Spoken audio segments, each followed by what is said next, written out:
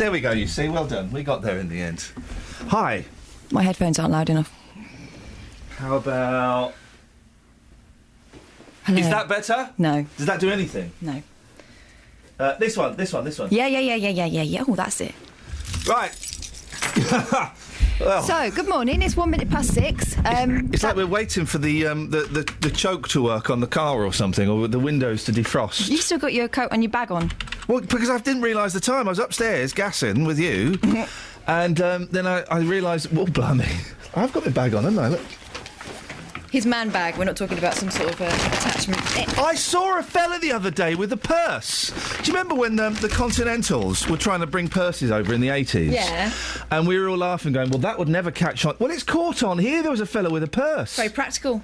No, it's not. Well, men generally have pockets, so you don't need them. Oh, this is... hey, don't get me started on that. I'm so glad I don't go out with my wife anymore, because... that's what you're for, you know. Can you take my keys? What? Can you put my keys in your pocket? Well, OK. Well, all of them, I made an invention when I was in my first year at college and cheap and didn't want to spend £1 on putting my coat in the cloakroom at clubs. Yeah. I used to put my purse in my undergarments. How is that an invention? Well, I thought I don't need to do Elastic this. has What been I need invented. to do is make an attachment for the inside of one's skirt. You made a fanny pack? A clip-on purse with press studs. A what-on purse? Clip-on. Wow. It was only in my mind. I never actually did it. OK, so when you said you'd made an invention, you thought about something for a few seconds whilst drunk and then took the idea no further at all. I'm taking it to the Dragons. They're going to love it. I've invented loads of things in that case, like millions of things just this morning. You've brought some compact discs in. Yeah, do you want to put one in? Because the normal thing isn't working. Streisand, first off, Streisand. Streisand duets. Oh, I'm watching at the moment... Star is Born. What for? I couldn't manage the first 10 minutes. I tell you why. Weird, isn't it? Why couldn't you manage the first 10 minutes? Bored. Chris Christopherson playing a rock star. The thing about Chris Christopherson, he's good, but he can't sing. That's his problem, and he's playing a rock star. But he wore a beard well. He didn't. He looked beautiful. Yeah. He looked beautiful. Chris Christopherson, Barbra Streisand, and of course the greatest living actor of all time, Gary Busey, is in there. But I'm loving it. I haven't seen it for years. I've been after it for years, and I managed to find it. What's it about then? After the 10 minutes, right? Skip that bit because I saw Right, that bit. so there's like a big concert, blah blah blah. Yeah. He's there. That's about all I saw. He's a big star. She's not. Their trajectories reverse. Oh yeah, I did see a bit more then. He becomes a flop. She becomes a superstar. And if I remember correctly, spoiler alert, guys. I think you can ruin the end of a film 40 years after it's been released. He drives off to the desert and kills himself. Oh. That's what happened. They should change the title. And no. The star is killed. But what's great about... Sounds like, you know that film I lent you and you've not given me back? The romantic one? Yeah. I don't think I can watch that at the moment. It's that, but this time she writes scripts. It's the same really? thing. Yeah. Streisand again, isn't it? Yeah. Yentl. It's not Yentl. I've got Yentl if you want that. What's Yentl? Is she a boy in that? No, she pretends to be so she can get educated. I mean, that's crazy. It's terrible people have to do that in this day and age. Well, then also she bursts into song every 5 minutes. That's also terrible. There is something about Barbra Streisand that is annoying. No, beautiful. Yeah. Both, actually. Yeah. So you're going to play... She's is a that weird an introduction to the song? By the way, this is the show, guys. This is the show, Alice. This is a show. Yeah, you're producing it. You didn't realise, did you? It's fine. So if it wins an award, then Catherine and I get an award. If it gets criticism in the local press... That's you, I'm afraid. YF, your fault. Yeah, your fault. So she's irritating and annoying. She's this. No, hang on. I'm helping you with your links. No, you're going to sit here in a minute and drive. No, I can't. Yes, you can, mate. No, I brought a kettle into the studio. We're going to make coffee. Live on air and do the taste test challenge. What is the best coffee? Can you tell the difference between the expensive brands and the shop's own brands? The best coffee's one that someone else makes. There should be more taste tests on radio. Anyway, she was an unusual superstar because she's not conventionally beautiful. Mm-hmm. Amazing eyes, though. Well, I fixed it now. Holidays are coming. Holidays are coming. Morning! Right, start again from now. Yeah, stop. Go. Across beds, hearts and bucks. This is BBC Three Counties Radio. And we're in. What song do you want? Isn't it funny you brought the best of Nina Simone? Why? Because we're going to play a Nina Simone song later on in the show, but not by Nina Simone. We're going to play Film 94, but by someone else. Do you know what's a shame, though? Oh. The selling point on the sticker, you know the little stickers they put on? Oh, no. Featuring hit singles. It says... Featuring from the Muller TV ad. It's got the picture. It's got the brand name of the yoghurt on. Nina Simone is being sold by yoghurt, guys. but that Muller... Let's get Mullered. They should have that, shouldn't they? They should have that. You can have that Muller if you want. Germans, you see, they don't know that reference. What is Mullered? That's not German. You steady. How do you do a German accent? Yeah. What is this Muller? What is this Muller? Was ist this Muller? I don't think we should be associated with this. Accents, you're right, probably not. What song do you want?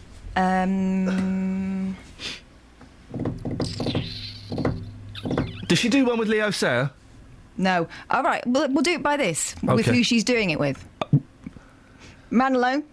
Oh. Gibb. Oh. Diamond. Oh. Adams, Brian. Ray Charles. Oh. Frank Sinatra. You may have heard of him. Celine Dion. Now, that is great, but that is schmaltz. Do you know what? Here's the thing. Donna Summer. Hello. Gibb again. Matt, she likes Gibb. Sorry, is this on? Mathis. Hello. I've grown to love Celine Dion. Celine Dion's brilliant. She's brilliant, isn't she? I tell you why. There was a thing on 5 Live the other day. Yeah, that's still going. And it was this fella who was in Las Vegas. He was in an airport. His plane, he had to wait 6 hours for his plane. So he made a little film of himself miming to All By Myself and put it on YouTube. And Celine Dion saw it and she filmed a little film back saying, hey, hello, that was fantastic. Why don't you come and see my show? And she paid... Or did she? Sorry? Or was it that viral marketing thing that was all a ploy? What? Maybe he was an actor. Anyway, she flew all his family out to go and see her show and put him up in a hotel. You're so cynical. What song are we going to play, for God's sakes? I'm so sorry about this, Alice. That's fine. It looks like, we talked about awards and criticism. It's going to be the latter. Oh. Sorry. Well, we could play Guilty, but everyone plays that. We'll play this then. I once performed this at college as part of my degree. Were you Barbara? You don't bring me flowers. You don't sing me love songs. You hardly talk to me anymore when I come through the door at the end of the day. I remember when you couldn't wait to love me. Used to hate to leave me. Now after loving me, let it now.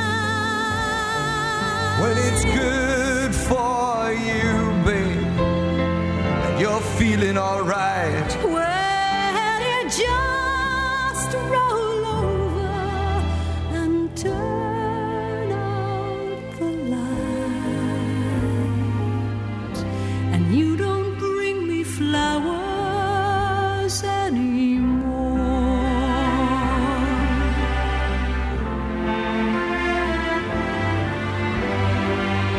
it used to be so natural to talk about forever. What used to be's don't count anymore. They just lay on the floor till we sweep them away. Baby, I remember all the things you taught me. I learned how to laugh and I learned how to cry.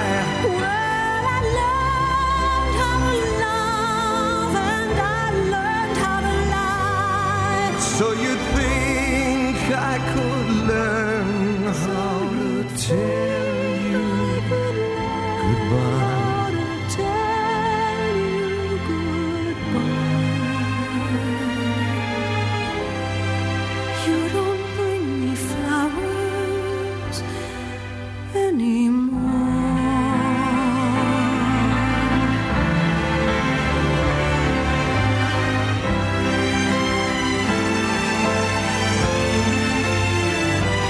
When you think I could learn How to tell you goodbye, but you don't say you need me. and you don't sing me love songs. You don't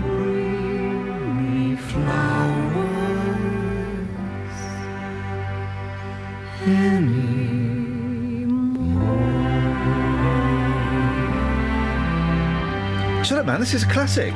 I was brought up... I grew up with Neil Diamond. Did you? I call him Uncle Neil. I say grew up with him. I've never met the man. We used to play his records a lot in my house. We didn't. And I used to go and see him in concert with my mum. Used to take my mum to see him in concert. I say used to. I'd do it again if he came over. I'm not fussed. Neil, if you're listening. Morning. Morning, Neil. Morning, Neil Diamond. I love Neil. I do like... Have you seen The Jazz Singer? No. Oh, man. What a movie. What's it about? He goes and sings jazz. Oh, right. No, he doesn't. He's a young Jewish boy. He's not. He's in his late 30s. Right, but we have to pretend we haven't noticed. He's a young Jewish boy in his late 30s with his Jewish father, Laurence Olivier. Wow. And his Jewish father wants him to become a rabbi. Neil rebels against the Jewish system and wants to become a rock singer. It's called The Jazz Singer because of the film with the man, Al Jolson. It's good, though. It's got some great music. There's a brilliant bit as well where Paul Nicholas is in it as a punk songwriter, a punk singer. Local and indeed vocal. Paul Nicholas, if you're listening, spark up a fag for me. He likes to smoke. Yeah, he came in and he's still got a little glint in his eye. My mum would still definitely have a melting moment. I miss Paul Nicholas. He was good, wasn't he? His voice is beautiful. Anyway, he plays a punk singer in this, right? And Neil Diamond writes a song for him called Love on the Rocks. Oh. And Neil Diamond goes in and plays it for him. He goes, Love on the Rocks. And he does the whole song, and Paul Nicholas isn't listening. And he goes, yeah, mate, all right, whatever. Pee off. 2, 3, 4, Love on the Rocks. Ain't no surprise. And he does a punk version of it. It's a really good film. Love on the Rocks has special memories for me. Oh, why? Did you have Love on the Rocks? No, we went to... That's uncomfortable. We went to Hunstanton with my mates in a caravan. Oh. And we went to the club on the... I'd say estate. It's not estate. It was a campsite, they call them. They call them campsites, yeah. Yeah, they call them campsites. They had a dancing troupe of performers. Wow. Gosh. Are you crying or laughing? I find it so hard to tell. They did the Lion King. What? The whole Lion King? No, like a medley of. Hakuna Matata. And they had forks. I don't know why they did this. They had like forks taped to their fingers. Or like dinner forks. Like a low rent Wolverine. To show they were being animals, I guess. Yeah, because that's what animals do. And at the end, they did that bit where they hold the baby up on a rock. They'd spent all the money. I don't know the story. Not on costumes, but on this big papier-mâché rock. Wow. Which they again wheeled out at the end of the show for this guy who sang Love on the Rock. And he sat on a rock. Quite literally Love on the Rock. Wow, that's brilliant. That is brilliant. And his name was something like Darren Van Tree Horde or something. He put a van in. Gaff, but let's be honest there, but for the grace of God, that could have been dry ice and everything. Wow. That could still be us one day when people realise, when people hear this show and realise we have no discernible talent, we could be singing at Haven. They'll be wheeling. It wasn't Haven, it was Searles. And they were called the Searles Girls. The Searles Girls! They also did a nice rendition of It's Raining Men with umbrellas. That's good. Coming out of their fingers. No, they'd taken those off. Why would you take forks? Hey guys, I know we're being animals. I've got an idea. It's crazy, but let's just listen. Let's take forks to our fingers. Yeah, nice one. Steve? Is there a Steve in it? Yeah, Steve Van, whatever his name was. Steve Van Treehorn. Imagine that. Well, good for them. Good for them. Morning. Anyway, that was a good song. Thanks for playing it. This is as good as it's going to get, I'm afraid, Alice. No, it's good. Have you ever produced a show before? No. We've been sold a right pup with her. What? This is why it's got no direction, no content. This is going exactly Where's as the I usual planned. producer? It's you. Yeah, I know, exactly. This is what happens, guys. So what have you got lined up for the show, Alice? Producer Alice? Got some more of that. Yeah. Where's Adam Glynn? Good stuff. We do rehearse. Can we get Adam Glynn or that Sophie girl? Yeah. Tomorrow. Adam Glynn started tweeting me. Really? Yeah. I might block him. I won't. Oh, God, the chair fell back. I won't block. I like you, Adam. I'm teasing. I might block Alice. He means it. I might block Alice. Yeah. So, no content. Well, no, I'd say this is content. Wow. Gosh. Do you know what? I've been away for so long. A week. I've forgotten the phone number. 08459 455 555. You can call us, basically, put anyone on. 08459 455 555. You can call us about anything. This morning it's the Kath and Iain Bank Holiday Bants. Bunchun Bants. Bant holiday. The Bants Holiday Bunchun Bonanza. And it's going to be some real classic bands. I'll tell you what I saw at the weekend. I'll tell you what I saw first. I saw your So what- cake you made, Kath. Well, hang on a For second, your daughter's guys. birthday. It was amazing. Guys, Yeah. I was going to tell you what I saw first, and then... I made a really good cake, though. I'm done now. That was it. I just wanted to say it's cool. Thanks. What cake It did you wasn't make? dry either. I was worried it was going to be dry because it was No? exposed sponge. No. Delightful. Never expose your sponge. I've told you about that before. It was a cake that looked like a sandcastle. Okay. I saw the In-Betweeners too. Oh, why? No, but it's fun, I guess. Do you know what? I've never seen the In-Betweeners before. Really? And that's the one you chose to go for? Yeah, no, isn't that funny? I thoroughly enjoyed it. Did you? It was filthy. It's basically you. I want to go see it today, actually. Yeah, I'm not. It's funny. Do you know what? It's funny. It's really filthy. It's really childish. It's completely what 15-year-old boys are all about. The 15-year-old boy in me was thoroughly entertained. There's a Yeah. bit where I won't ruin it for you, but one of them does a whoopsie down a water chute. Oh. See, Alice is loving it.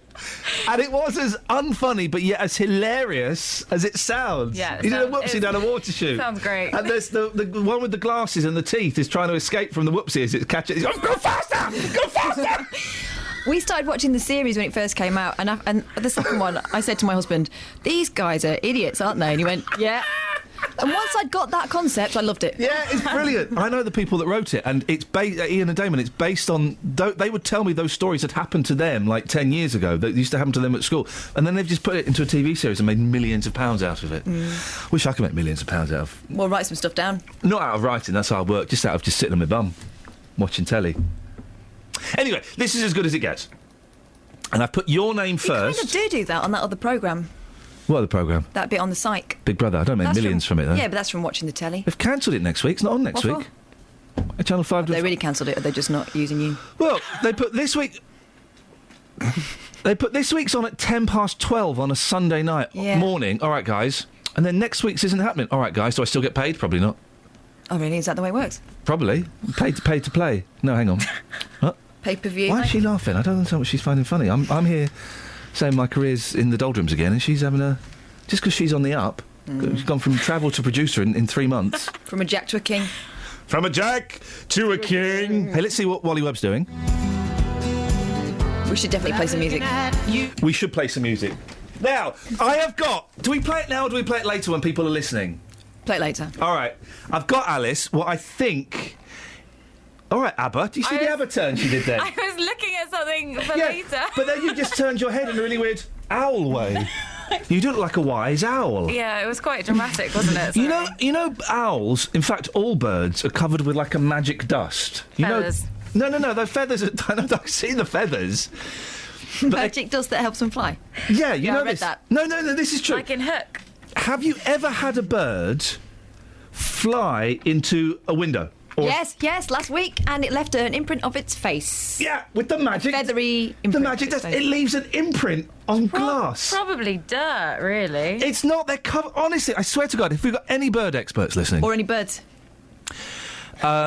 steady on, Catherine. It's 2014. We call them ladies. They are covered in a magic dust. Honestly, this dust doesn't help them fly, but it protects them.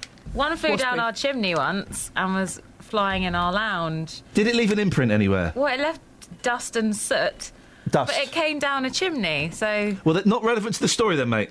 dirty. With the greatest... Exactly. But that's not... Okay, so the dust is not more powerful than soot. What? I So, can't even if begin you- to comprehend what that means. If you're saying She's that, been working on this show too long. She's coming up with rubbish like that. If you're saying- Stop hanging out with Kelly's Kelly. if you're saying that the dust... Do you remember Kelly? Kelly did a great one last week. Go on. Let her finish her dust thought. Okay, if they've got dust on them, magic flying dust or Yes. magic bird dust, Yes, mate. but they come down a chimney chute, Yes. does that remove the dust? No, it puts soot on top until you'd see the soot first. So the dust becomes, you know... I'm going to put her out of her misery. Yeah. I mean, really. Kelly was telling me about her Now album of her youth and said that she had a thing by Nelson Mandela on it. I said, is it a song about Nelson Mandela? I was reaching for some sort of sanity. Then she went, no, it wasn't Nelson Mandela. Silly. It was Nelson Pickett's. And I said, do you mean Wilson Pickett? She went, yeah. And that was the end of that thought until she said, they were really good, weren't they? And I went, they were really good. And turns out she meant Wilson Phillips. And then when she told me the song... Oh, my God. Wow. So that led to that kind of reaction from me for about half an hour. Yeah. And then she said, I said, what was the song? Was it that Hold On, Someday Somebody's Gonna Make... She went, Hold on for one more day. No, she said it was Chains. I went, well, that wasn't Wilson Phillips. Who was that? Tina Arena. It's been 1 week since you looked at me. Cocked your head to the side and said I'm angry. 5 days since you laughed at me, saying get back together, come back and see me. 3 days since the living room. I realized it's all my fault, but couldn't tell you. Yesterday you'd forgiven me, but it'll still be 2 days till I say I'm sorry. Hold it now, I want to hoodwink. Does it make you stop think? You'll think you're looking at Aquaman. I summon fish to the dish, although I like the chalet Swiss. I like the sushi, cause it's never touch a frying pan. Hot like wasabi when I bust rhymes. Speak like Leanne rhymes, because I'm all about value. Bert Camper's got the mad hits. You try to match wits, you try to hold me but I bust through. Gonna make a break and take a bake out like a stinking ache and shake out like vanilla. It's the finest of the flavors. Gotta see the show, cause then you'll know the vertigo is gonna grow, cause it's so dangerous you'll have to sign a waiver.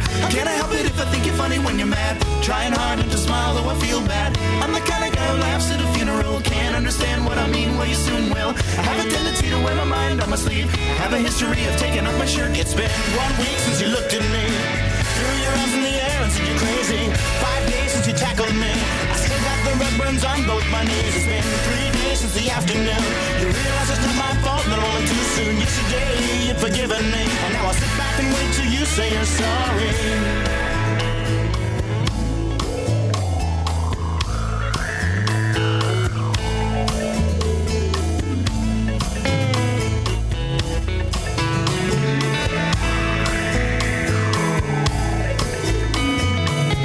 China, the Chinese chicken. You have a drumstick and your brain stops sticking. Watching X-Files with no lights on, with all our maisons. I hope the Smoky Man's in this one, like Harrison Ford. I'm getting frantic, like Sting I'm tantric, like Snickers guaranteed to satisfy. Like Kurosawa, I make mad films. Okay, I don't make films, but if I did, they'd have a samurai. Gonna get a set of better clubs and find the kind with tiny enough just so my irons aren't always flying off the backswing. Gonna get into my Sailor Moon, cause the cartoonist got the boom anime babes that make me think the wrong thing. How can I help it if I think you're funny when you're mad? Trying hard not to smile, though I feel bad. I'm the kind of guy who laughs at a funeral. Can't understand what I mean, you soon will. I have a tendency to wear my mind on my sleeve. I have a history of losing my shirt. It's been 1 week since you looked at me. Dropped your arms to the sides and said I'm sorry. 5 days since I laughed at you and said you just did just what I thought you were gonna do. 3 days since the living room. We realized we're both to blame, but what could we do? Yesterday, you just smiled at me, cause it'll still be 2 days till we say we're sorry. It'll still be 2 days till we say we're sorry. It'll still be 2 days till we say we're sorry. Richmond Stadium, home of the Robbie.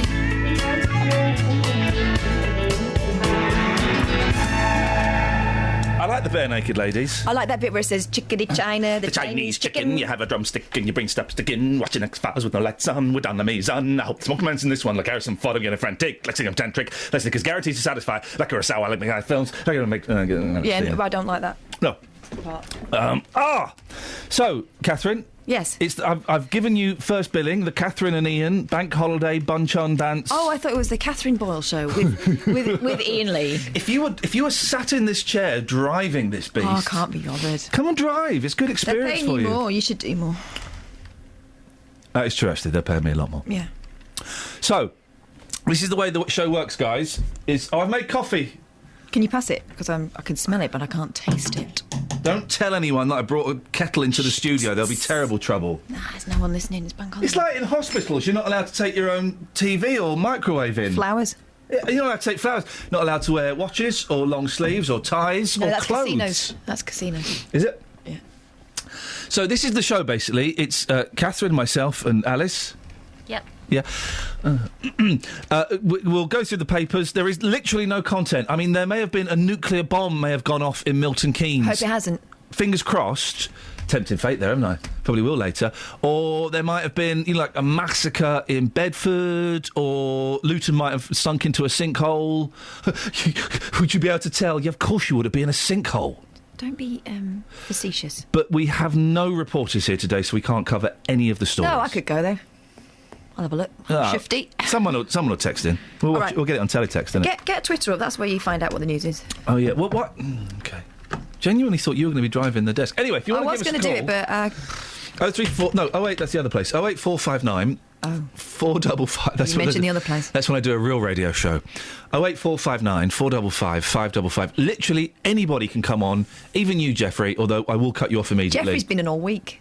Has he? Yeah. Justin loves him. They're mates now. Oh, flippin' heck. We'll have none of that nonsense. Yeah. You made some points, actually. No. We said some things.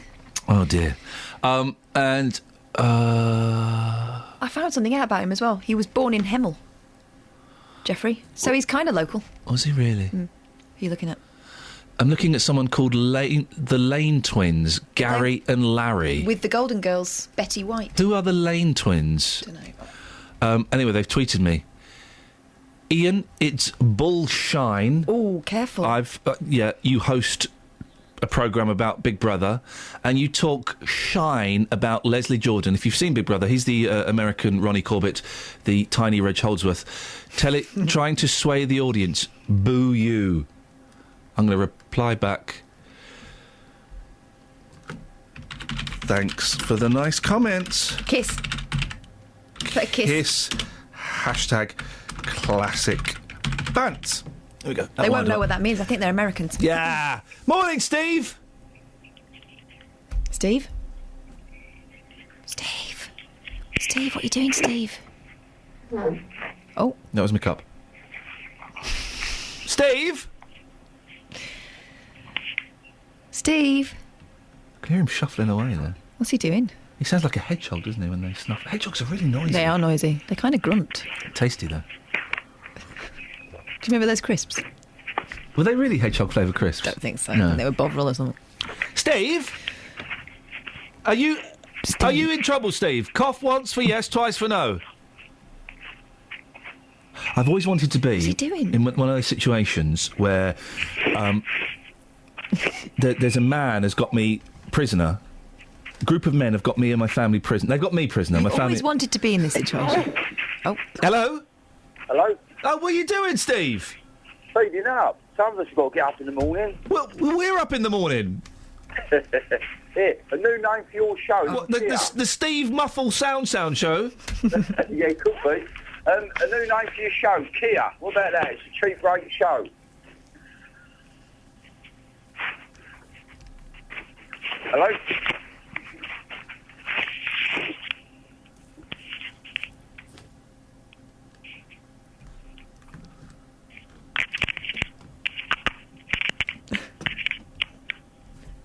Anyway, so I've always wanted to be... Very hurtful, that, wasn't it? That was rude. I've always wanted to be in the situation where I'm... a gang of men have got me prisoner. I can arrange that. And they've got a gun to my head. Oh. And I have to make a phone call. Or I have to open the front door. We should do a code word now so you can tell me. Yeah.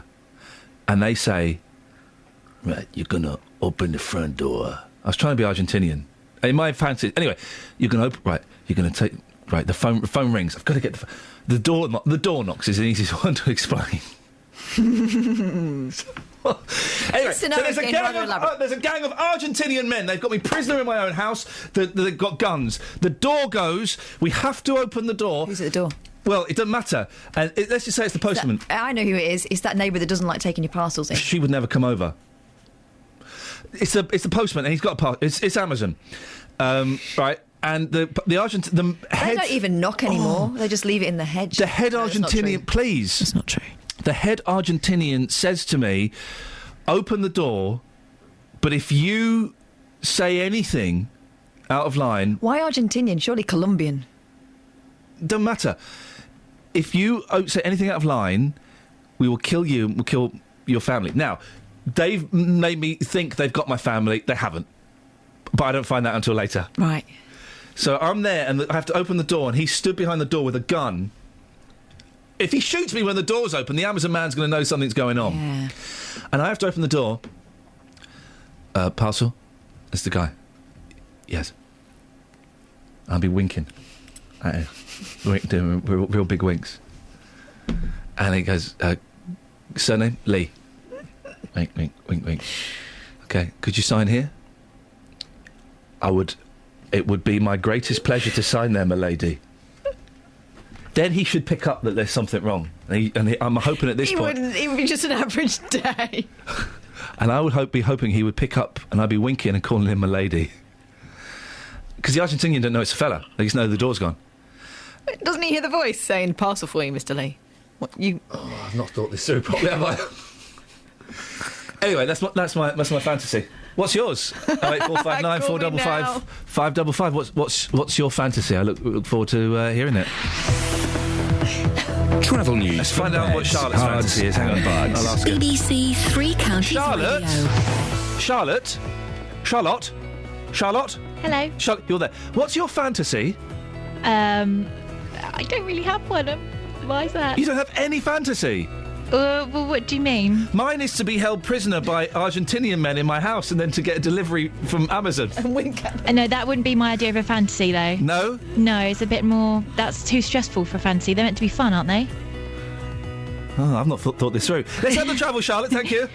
Well, in Milton Keynes Standing Way still has ongoing roadworks around the Kingston roundabout, so there might be a chance of delays later, but looking at the speed sensors, no problems at the moment. Cambridge Road in Letchworth has ongoing roadworks around Walsworth Road, and Stewart Street in Luton has one lane closed. That's for ongoing water main work around King Street. Charlotte Freeman, BBC Three Counties Radio. The next travel bulletin is in 30 minutes. BBC Three Counties Radio.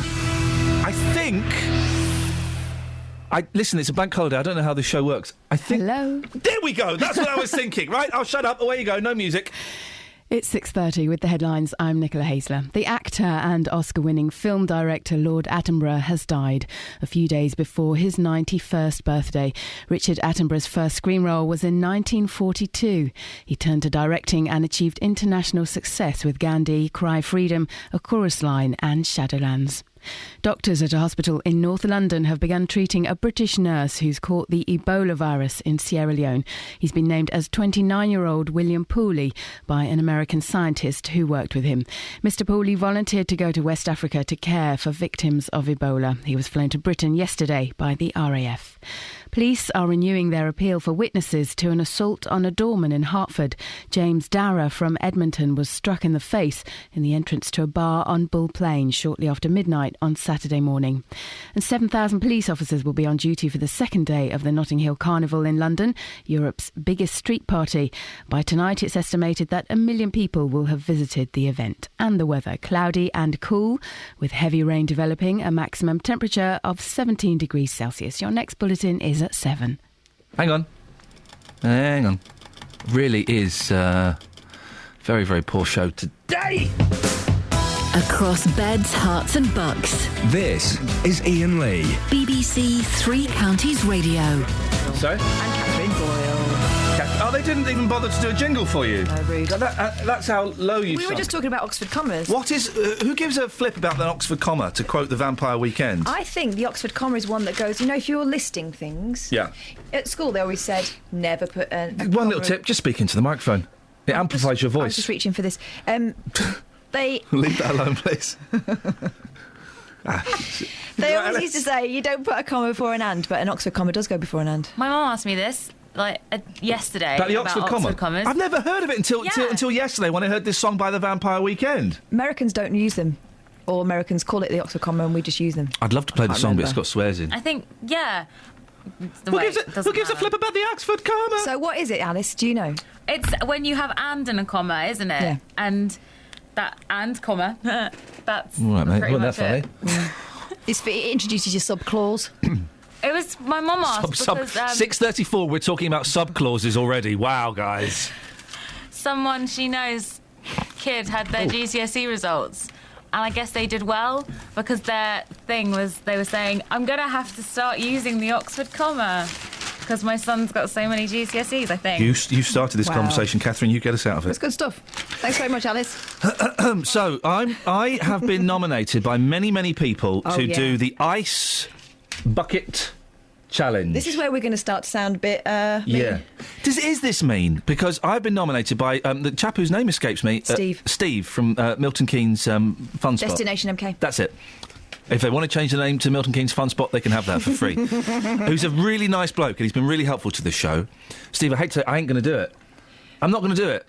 Because I don't like these stunts. I know there's Carol Vorderman's doing it. Did you see what she did? Did it in a white see-through maxi dress. Oh, you silly. With big black knickers. She's beautiful. I love Carol. Although when you meet her, she's a bit... Anyway. My dad knows her ex. It's a sports journo, isn't he? I've got no idea. No. Yeah, nice fella, apparently. No, she's a nice lady. Yeah, so it's a shame it didn't work out. Very hyper when you meet her. Clever, that's why. I'm like Barack Obama. In that you're opting out of the bucket. No, in that I'm the first black president of the United States of America. No, I'm opting out of the bucket. And good for him for making the sound. I tell you what, I don't like these things. I don't like... It's great that it's raising awareness for what? Motor neurone disease, it turns out. OK, I didn't realise. ALS. I don't know what the ALS thing... I think that's the charity. I thought they'd split up. Isn't there some controversy that Macmillan have kind of piggybacked on the back of it? ALS is an American thing. Right. The fact that I'm not sure... They were British. The fact that I'm not sure would suggest that perhaps we're not as ALS aware as we should be, but we all know about the wet T-shirt competition that is the bucket challenge. I am not doing the ice bucket challenge. I believe Roberto Perroni did it. Congratulations, well done. It's a great video if you want to go and see it, but I ain't doing it.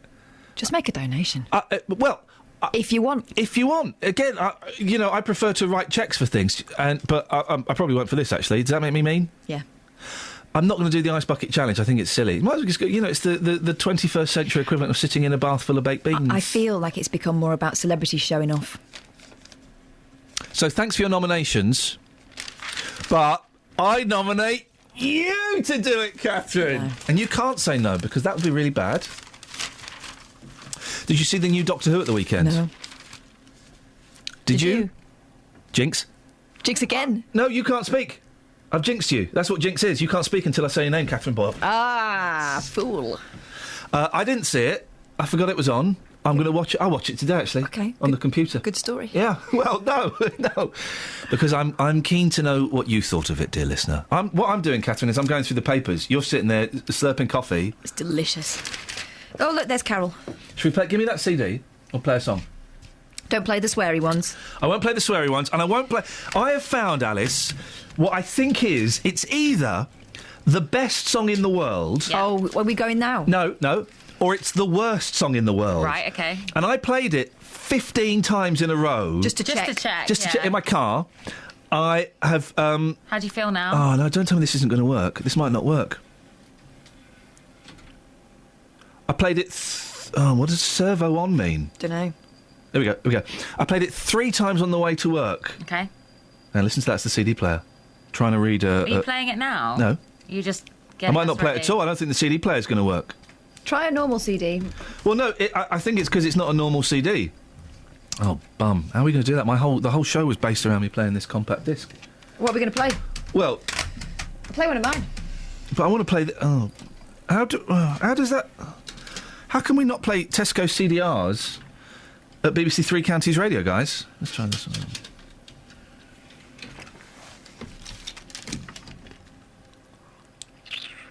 It's a bit awkward, isn't it? Here we go. It works on this one. I don't know that one. So this is the start of it, right? Chunky Munky-licious. Gosh, that's... We're going to play that.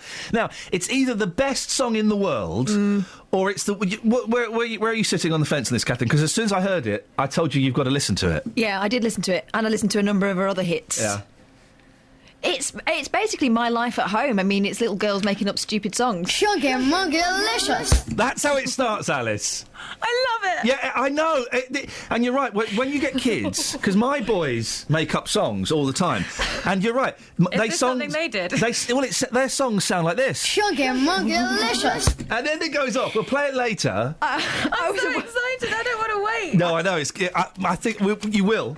We'll play it. We'll play about 7:30 when people are listening. My daughters woke me up with an original hit the other day. And it went, "Wake up, mummy. Wake up, mummy. Marry me and kiss my personality." That's brilliant. This is what I've decided I'm going to do. After hearing this, Oh, no, that's the wrong one. Kiss my personality. I don't think you're allowed to say that anymore, are you? After hearing this... Sugar Muggalicious. I'm going to record my boys making up songs and then put an electro beat to it. Yeah, because she's made loads of money. I don't know who she is. I don't know who she is. This song is like 7 years old as well, I don't know. Anyway, but we'll play something else. Oh, should we play... we talked about Nina Simone. Yeah. Should we play a version of Film 94, but by someone else? Yeah, why not? Yeah? Do it. This is Doris. Yeah? This is like your singers at your Haven holiday camp. And now, ladies and gentlemen, the Sales Girls. It's Doris! I wish I know how it feels to be free. I wish I could play all the chains holding me. I wish I could say all the things that I should say. I say them loud, say them clear for the whole round world to hear. I wish I could share all the love that's in my heart. Remove all the walls that keep us apart. And I wish you could know what it means to be me. Then you'll see and agree that every man should be free. I wish I could give, well, I'm longing to give all. I wish I could live like I'm longing to live. And I wish I could do all the things that I can do. Though I'm way overdue, you know that I'll be starting anew. I wish I could be like a bird in the sky. Whoa, how sweet it would be if I found I could fly. I soar to the sun, I look down at the sea, and I sing 'cause I know, you know that I sing 'cause I know. Hey, I sing 'cause I know, you know I sing 'cause I know. And I sing Because I know. Go on, Doris. Isn't it funny when you realise... When did you first learn that the theme tune to Film 94 had lyrics? When I heard Nina Simone singing it, I thought, oh, that's clever. She likes Film 94. And it's funny when you get the theme tunes to TV programmes on record, and there's always that extra bit that... Because it's a theme tune, it's got to be 45 seconds long. They take it to the bridge, don't they? They take it to the bridge. The A-Team theme has got a bridge. Oh. Yeah. I want to hear that now. Well, the A-Team themes are good. Mike Post and Pete Carpenter, they wrote some cracking theme tunes, didn't they? Here's something. The Film 94 got me onto thinking about old men on television, old men not on television, old men I'd like to see on television. Where the hell is Michael Aspel these days? He's in his 80s, and he was on this morning about 6 months ago, doing that thing that they do where they moan that they're not on telly. Oh, it's a shame. It's a shame. But I agree. Michael Aspel should be on television. Yeah. Give him the one show. Yeah, or CBBC. What? Well, we've recently transferred from CBBC to CBBC in my house. I don't like that. And, yeah. We've toyed with it. Yeah. It's horrible. I'm uncomfortable with it. It's not like the Broom Cupboard and Ed the Duck anymore. You need... it's too big a leap. Too big a leap. It's like going from GCSEs to a degree. But I love horrible history, so what am I going to do? I mean, the kids love horrible history, so what are we going to do? Sorry? I love horrible histories. Oh, I'm not saying... I've got a tiny thing about the skinny one. Who's the skinny one? Matthew something. From Horrible Histories. I know one of the people in Horrible Histories. Oh no! Well, no, it's not a massive thing. It's just a little tiny thing. Horrible. It's a bit like my Andy Day thing. What? I had a thing about Andy Day. Oh yeah, of course. Horrible Histories. Let's have a look. By the way, 08459 455 555 if you want to take part in this. I'm not even going to use the word show. Hang on.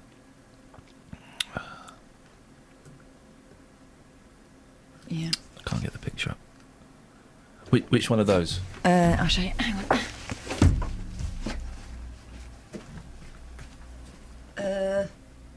Yeah, that one. Which one? The one in the cape. Oh, I don't know him. Oh, I do know.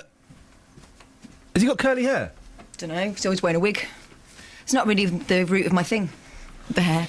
Hang on a minute. Which one there?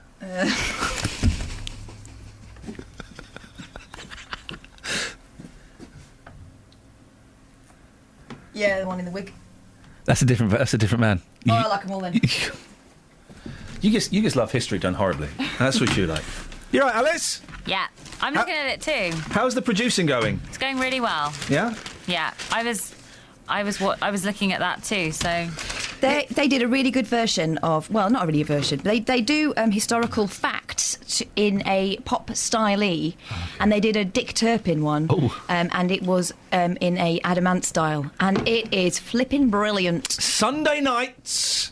Dick Turpin and Swift Nick and a cheese sandwich. Oh, yeah. Yeah, that's what I'm... Richard Thingy, wasn't Richard O'Sullivan. It was brilliant, Dick Turpin. I did a tiny thing about him as well. Oh, I did as well. Yeah. He's not very well, bless him.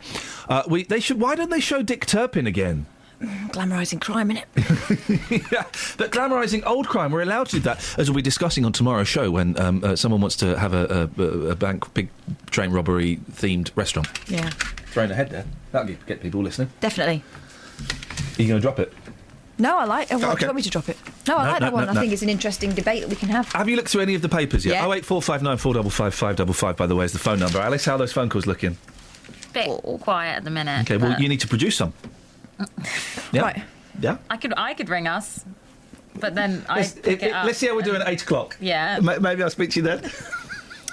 New Doctor Who is a monster hit, says page 3 of the Daily Express. We did Doctor Who, mate. OK, and then we also did Carol Vorderman in a white frock. Yeah. OK, page. You're looking at the same paper I've got, so I'll get a different paper. Right. Summer to end with shivers and a deluge. Yes, it's called autumn. Hey, wasn't it cold this morning? I had the shivers. I had a shower in the morning. I don't normally have a shower in the morning. I'm going to stop again now because I had the shower and I was walking around naked. Oh. Naked. House to yourself, isn't it? House to myself, family away. So I was walking around naked. You could have put some music on. I could have done. I didn't think of that. I'll do that tomorrow. Put that song on when you do it. I will do. Is she cheeking me or not? I can't tell. Yeah, a bit. Oh, and then I got the shivers. It's felt like autumn for 3 days now. Yeah. Oh, no, yesterday was good. We had a barbecue. Oh, you finally got to use your barbecue? Yeah, when are you inviting us round for a barbecue? Well, we fired up Big Red. We can do it. We can do it whenever you want. It's dead easy. It's not a proper barbecue. I'll come round today, yeah? Yeah, OK. All right, fine. I'll get some meat. Brilliant. That's generally the form, isn't it? Oh, well, it is now. I can eat meat, yeah. Yeah. Quo's Rick Parfitt rocking on 3 weeks after heart surgery. Well done, Rick. There are actually some good stories in there, so I don't know why you've... There is a good story in the Express. Hang on. I did find a good one. Implant to replace glasses. Nope. No? Reading glasses maybe... Give us another bank holiday. No. I don't like bank holidays, because you get rubbish like this on the radio. Why does everyone think, because it's a bank holiday, I know what, let's cut corners, let's have no budget, let's not do it like we're doing today. I hate bank holidays. They're pointless. Come on. Britain is struggling, OK? We should abolish... Abolish. We should abolish all bank holidays. No, I'd like to have some more. No, we don't need them. They reduce productivity and they show rubbish. I don't want to see bed knobs and broomsticks. Why? I've never seen it.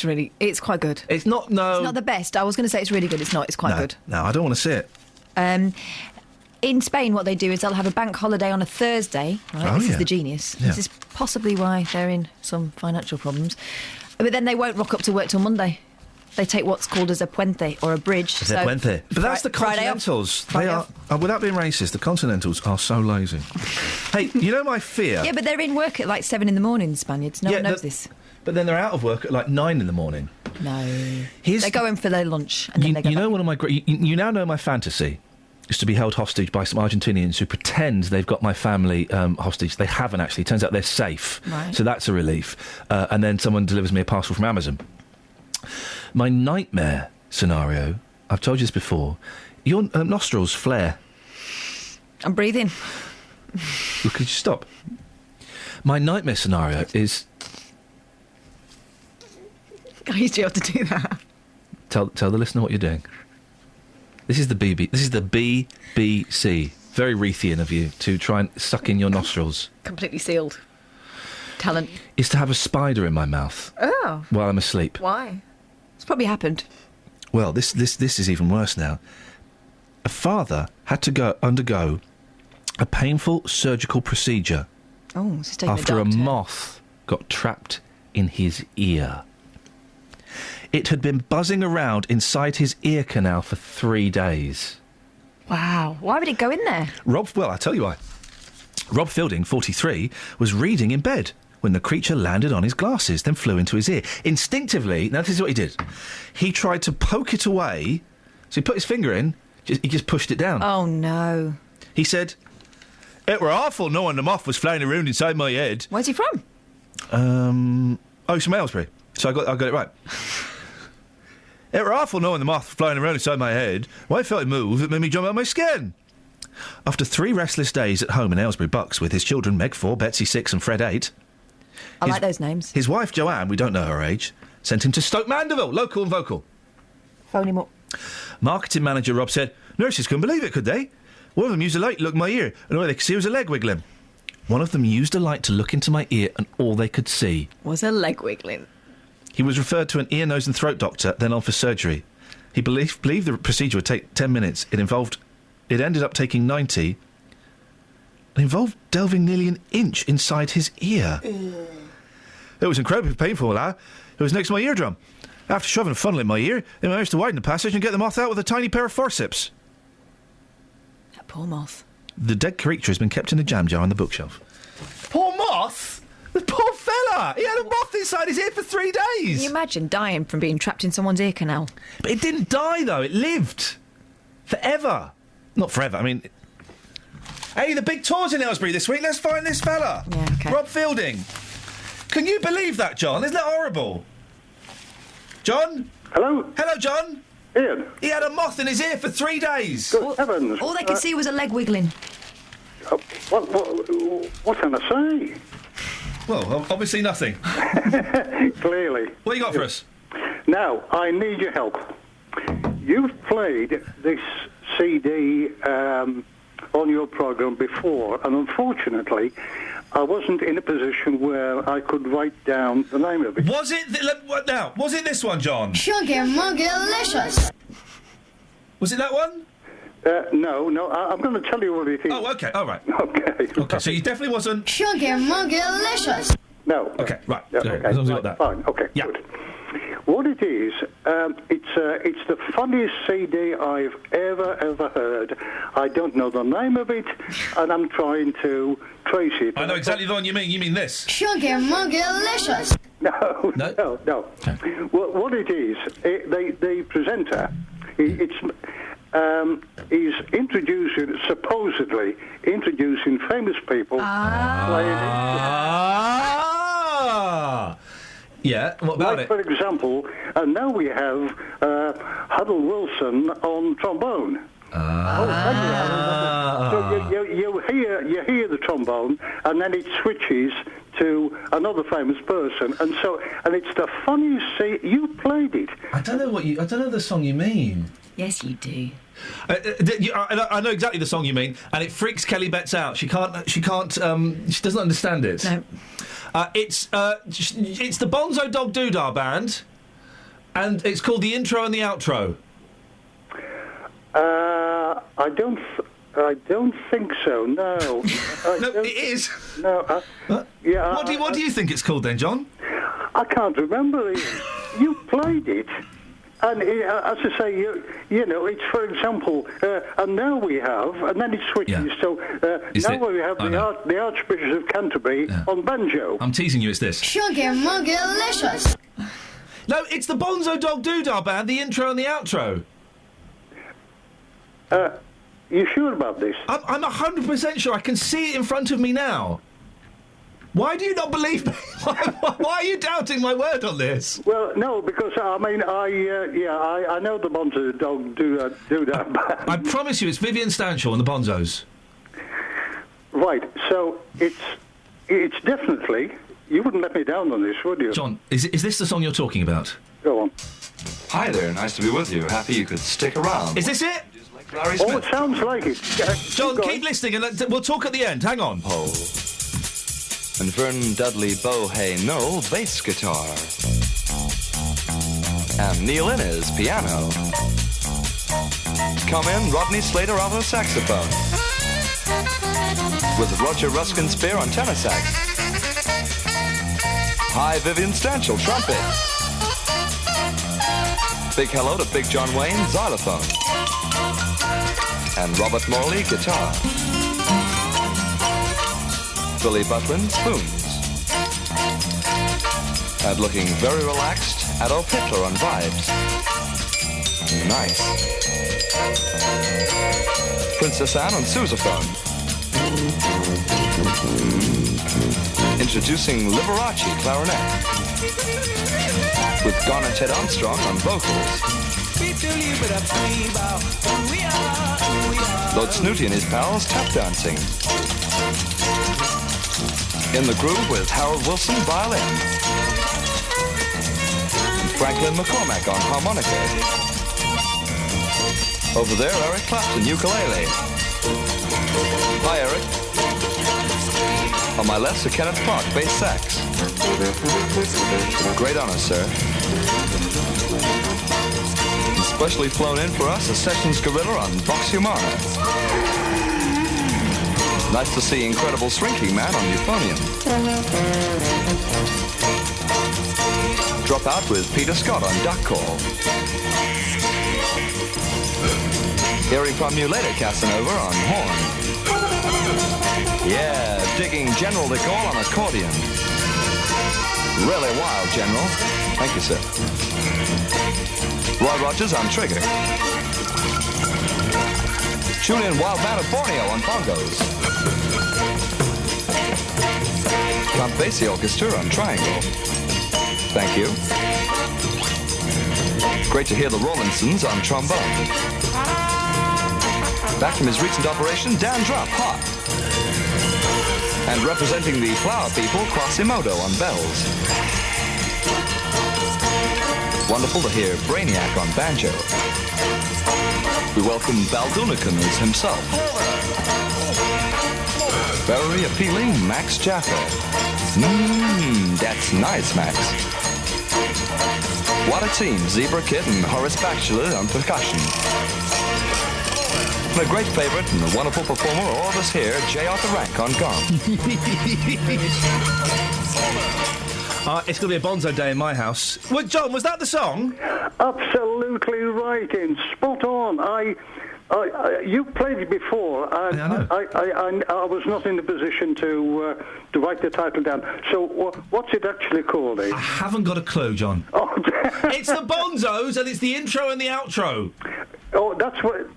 Right. That's what it's called! I'm not lying to you! Hang on. Get a pen. Yeah, I'm doing it now. Bonzo don't do that, band. Yep. Yeah. The intro? The intro and the outro. And that's it. And where do I get it? Oh, for goodness sakes. I'm not our price. All good record shops. Yeah, I'm not HMV. Go.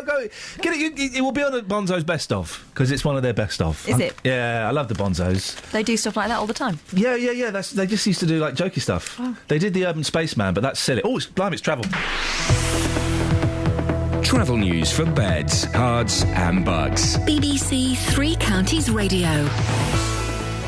In Buckingham, the A421 still has ongoing works around London Road, and Great Western Street in Aylesbury is still closed. That's for works between Walton Street and the A41 Farage Road. Stewart Street in Luton has one lane closed for water main work. That's around King Street. And the A505 Cambridge Road in Letchworth has ongoing works around Allsworth Road. No issues to report on the train so far this morning. Charlotte Freeman, BBC Three Counties Radio. Thank you very much.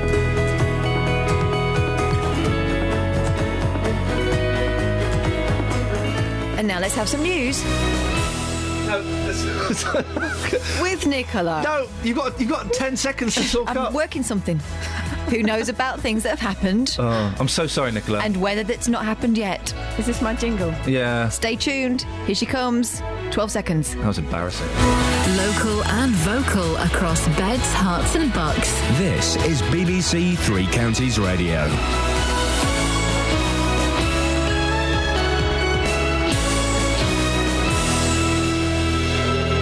It's 7 o'clock. I'm Nicola Haisler. The headlines. The actor and director Lord Attenborough has died.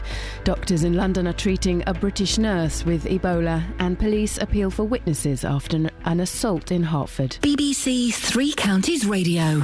The Oscar-winning film director Lord Attenborough has died a few days before his 91st birthday. He trained as an actor and first appeared on film in 1942. Richard Attenborough made his reputation with Brighton Rock 5 years later. Many notable parts followed, including The Great Escape and Jurassic Park. As a director, he often chose big subjects such as Cry Freedom about apartheid in South Africa and Gandhi, which won 8 Oscars.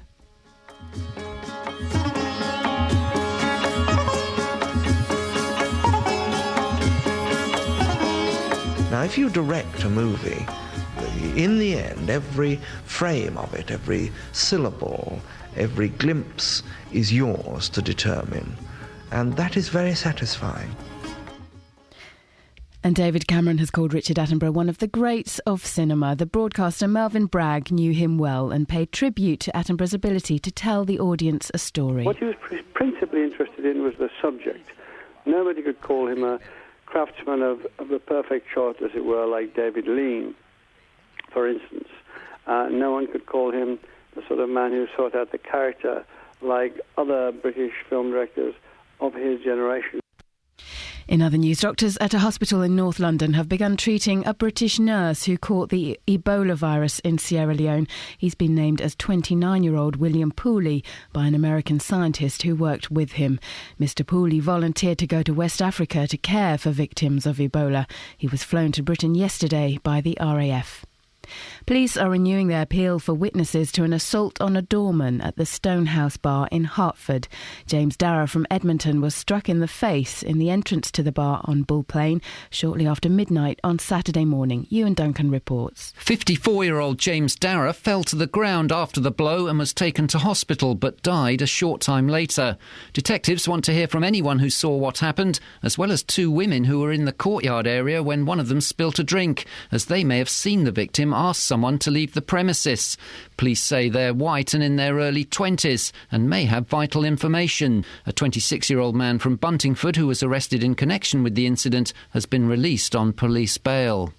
The Mayor of London, Boris Johnson, says Britons who travel to Syria and Iraq without informing the authorities should be presumed to be potential terrorists until proved innocent. He also echoes calls for them to be stripped of their British citizenship. 2 new defibrillators will be available for public use in an emergency in Wendover in Buckinghamshire.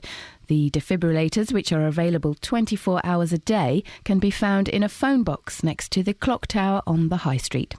7,000 police officers will be on duty for the second day of the Notting Hill Carnival in London, Europe's biggest street party. Kensington and Chelsea Council has paid for 40 pensioners who live on the route of the carnival to be put up in Eastbourne for the weekend to escape the noise. And the weather, cloudy and cool with heavy rain developing, a maximum temperature of 17 degrees Celsius. Your next bulletin in half an hour. BBC Three Counties Radio's big tour of beds, hearts and bucks. Well, it's at the moment a thriving town. It's certainly on the up. All this week, we're featuring Aylesbury. People are friendly, nice little markets. Yeah, I've just lived here all my life. I wouldn't live anywhere else. It's all about where you live. The bell came from the old Friary, which gives the name to the Friary Square in Aylesbury. The big tour of beds, hearts and bucks. BBC Three Counties Radio. Let me just explain what I was miming there, Alice. I've been loving Celebrity Big Brother this year. We don't need that, do we? Across beds, hearts and bucks. There we go. Celebrity Big Brother is brilliant, right? And I was miming Gary Busey, star of the Buddy Holly story, A Star Is Born, and Eye of the Tiger. Point Break. Drying himself with willful abandon. He don't give a monkeys. I didn't think people really did that. I thought it was only strippers did that. He's got the towel. He stood there naked. Towel at the front, towel at the back. Is that called reaming? That motion. I am not. You're the producer. I didn't produce that. Across beds, hearts and bucks. This is Iain Lee. BBC Three Counties Radio. No, I stand by that. Let's not stand by that. Do you know people are listening now with their typewriters. How do you describe that back and forth motion? With their typewriters and their pens are ready. So let's just... No. But anyway, Saturday's edition of Celebrity Big Brother was the best episode of Big Brother I've ever seen in my life. It kicked off with Frenchie, this mad plastic French woman, going mental in the bedroom, and Leslie, who's this American Ronnie Corbett, horrible, horrible, bitter man, having a go at her. And then she cuts up his $100. Oh, then she goes and throws food on the floor when they're not looking, and cuts up his $100 underpants. Why'd you spend $100 on underpants? And it's so obviously her. Frenchie, did you cut up my underpants? No, I did not do that. I know you did, Frenchie! I know you did! And then he says, shut up! Shut up, you little French... And then he goes to hit her. And right, so that's all horrible, right? And then Leslie has to nominate some celebrities to go on the scrap heap and sleep outside, right? Oh, it's so hard to do this. I don't like to do this. You've all been so wonderful, but I'm sending Frenchie and Gary Busey, the only people I've had arguments with. And Busey, who's bonkers, goes, yeah, I've had reconstructive surgery on my leg and brain surgery. I'm not going to sleep outside. And then he nominates Kelly, who used to be a fella. Mm-hmm. And then it gets really nasty. Because then Kelly goes outside and is sobbing outside. Well, because she's in a vulnerable place at the moment. Well, Kelly, I didn't realise she's only like 2 weeks into her thing. those hormones. The hormones are hardcore. But then Kelly turns into Frank. What? And goes up to Leslie, really close to Leslie. I'm going to knock you sparko, sunshine. Wow. It's the most intense episode ever. It's horrible and it's wonderful. Right. You've got to watch it. I'll have a look. I love it. And Gary Busey. I've bought the Buddy Holly story on DVD. You're going to watch it because it's a great film. Okay. I watched it the other day with Busey's commentary. Don't really like Buddy Holly, but is that going to be an impediment? It's kind of... There's a lot of Buddy Holly in it, what with it being called the Buddy Holly story. All right, well, I'll bear with it. But it's brilliant. And so you heard him doing the commentary? I watched him doing the commentary. Was that good? Yeah, it was great. Well, in this scene, this preacher's preaching against rock and roll, and now I've given my life over to Jesus Christ. But it's brilliant. And he plays and sings all the music live. Oh. And he's brilliant. And he plays Buddy Holly as this kind of sort of psychotic young man. It's wonderful. Really? Right, I'll have a look. I'll have to lend it to you after he's out of the house because I want to go and meet him and get him to sign it. Oh. That's what I bought it for. Anyway, 08459 455 555 is the telephone Gary Busey number. memories. Your Gary Busey. And then someone posted a trailer for a film I'd not seen, which I will be buying this week, called Eye of the Tiger, starring Gary Busey. Oh, I thought you were joking. That's an actual film, is it? He survived prison. He survived Nam. But can he survive this personal hell? And it's him running around with a rocket launcher. Oh. In a town. Anyway, 08459 4. By the way, if you've just tuned in, this is as good as it gets. The Catherine and Iain Bank Holiday Bants Bunch on Bonanza. What you got, Kath? Some things. There's a woman here who so embarrassed by Snap with Gary Barlow. Oh, yeah. There's no need to take on like that, is there? That she loses 8 stone. What, to teach him a lesson? And she's doing that thing with the trousers, pulling them out like, what was he called? I'm Barry Bethel. I'm Barry Bethel. I used to fit into these trousers. I can't believe I was this fat. But she's doing that and... Nicola, by the way, upstairs, Nicola, we've got the kettle down here. Don't tell anyone. If you want to cough, bring a cup down. Hear that? It's a pitter-patter of a newsreader's feet. So, yeah, there's a woman who lost some weight. That's in the news, apparently. And £67 million to fix bodged jobs in the home. DIY disasters. Oh, you know why they're putting this in? Because bank holidays when people get nagged to do DIY things. I hung some pictures the other... Can you hear me? Yeah. I hung some pictures the other day. I know you... And hanging pictures... I hate hanging pictures because it makes me see how... It is a visual representation of all my imperfections and lack of skills. Wow, you really do think about it too much. Because I hung these 2 pictures. There were certificates. You're for going to put awards. milk in that one? Yeah, I'm just going to do a bit of radio, mate. Oh. And they're wonky. And behind... Don't do a sad face. Do a happy face. Ooh, and wait for a coffee face.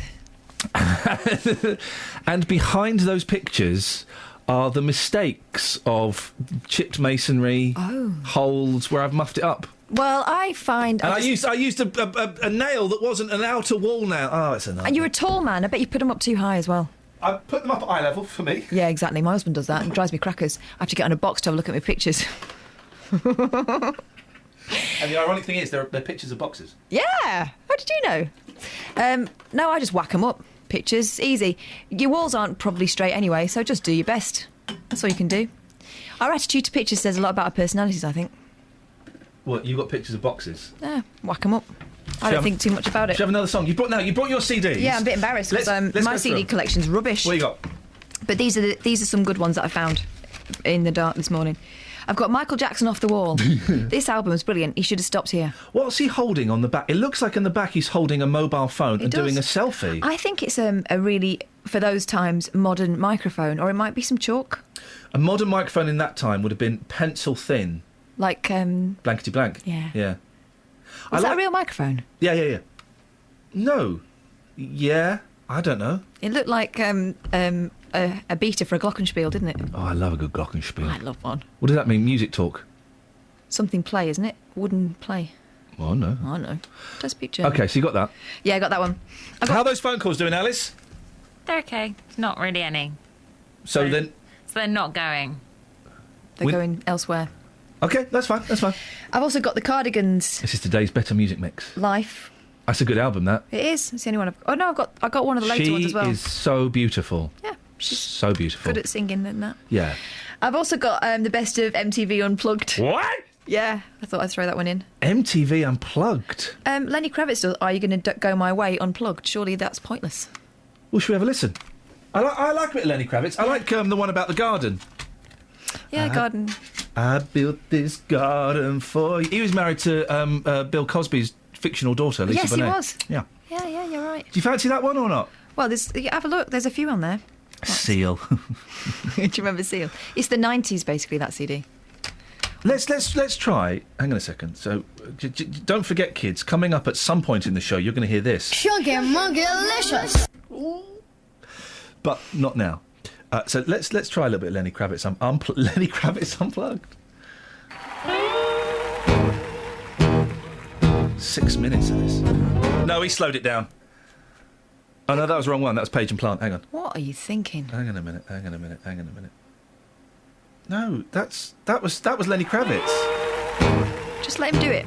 6 minutes of this. If he slowed it down.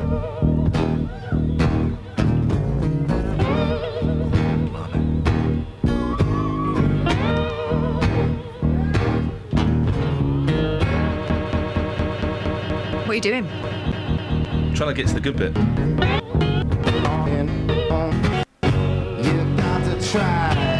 Oh, no, you're right. I tell you what, we'll have. I tell you what, this isn't fashionable. I like this.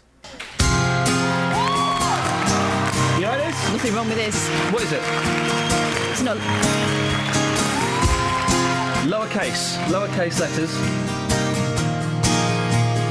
Guys. Oh, Constant Craving. There we go.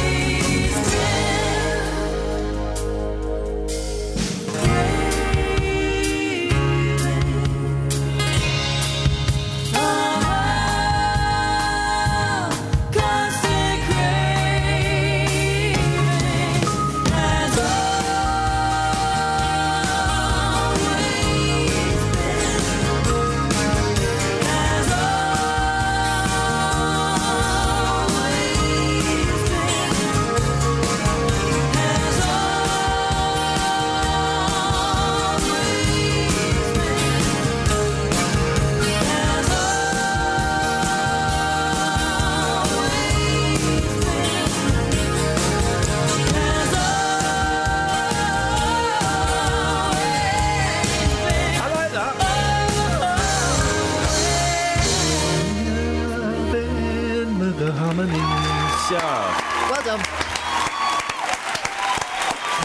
The thing I don't like about K.D. Lang is the lowercase. That's it. And K.D. Lang is a joke name, isn't it? Because that's R.D. Lang, who was the psychologist. Isn't that what that is? Is that? I don't know. I think isn't her name Kate? Oh, I don't know. She doesn't tell. Oh. It's like Katie Tunstall. Mm-hmm. Her name is Katie. Katie. Yeah. So she goes. I like Katie Tunstall as well. I like woohoo. Yeah, I like that one. I like how she did it with the yeah. I like her. I like her. Let's play her. All right. Not now. I don't know where it is. Tomorrow. Hey! Morning. You do some talking now. I've done too much talking. Okay, Kate Bush. Well, I meant... Can we talk about Kate Bush? Yeah, I meant let's set up where we are and explain why we're not talking about, Milton Keynes dogs or something. Because it's the bank holiday. We can, if you want. We can talk about whatever you want to. Give us a ring on 08459 455 555. You got it. We're just here chewing the fat and having top bants. If you'd like to be involved in that, then do. Top bants. You're allowed. It's bank holiday Monday. You don't even have to be dressed. We don't know. Got some sad news. Jessie J is leaving the UK. What? Jessie J has revealed she's leaving the UK because of speculation about her love life, not because of tax reasons. As far as I can see, the speculation always comes from her. She's the one always talking about it. Oh, poor Jessie J. I like Jessie J. Leaving the UK. Moving to the USA. I wonder on what day. Hey, hey.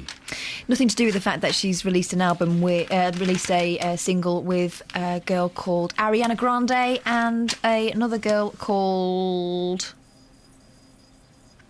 Nicki Minaj. And this is it. Sugar Mungalicious. Honestly, it's the best song you've ever heard. I can almost guarantee it. Hang on a minute. Right, hang on a minute. There's a story in one paper, probably the Express. Yeah, about how good it is. Doctor Who. New Doctor Who is monster hit. New Time Lord Peter Capaldi is on track to become the most popular Doctor Who star of all time after pulling in over 7 million viewers for his debut on Saturday night. That's what the Express says. The Sun. Doctor Few. Audience slumps for Capaldi debut. Viewing figures for the new Doctor Who plunged despite a huge global marketing campaign by the BBC. Same story, completely different story. What? How is that possible? Parajournalism and angles and that. That wasn't the song I meant, by the way, Alice. Yeah, it was. No, I didn't mean this. 2, 3, 4. I didn't mean that one. I did. That's really good. Yo, you meant the first one. Yeah. That one's better. In the palm of her hand. That one. In the palm of... But she says palm of her hand. You don't like that one? Pam. I like that one out of all of her other songs best. All right. OK, but you don't like the one that I'm insisting that we play that goes a bit like this? Sugar Mungalicious. Hey, I want that to be played as much as the next guy. That's coming in about 15 minutes, right? All right, well... I'll find that if you want me to. It doesn't matter. Which one do you want, Catherine? Wow, you had to reach for my name then.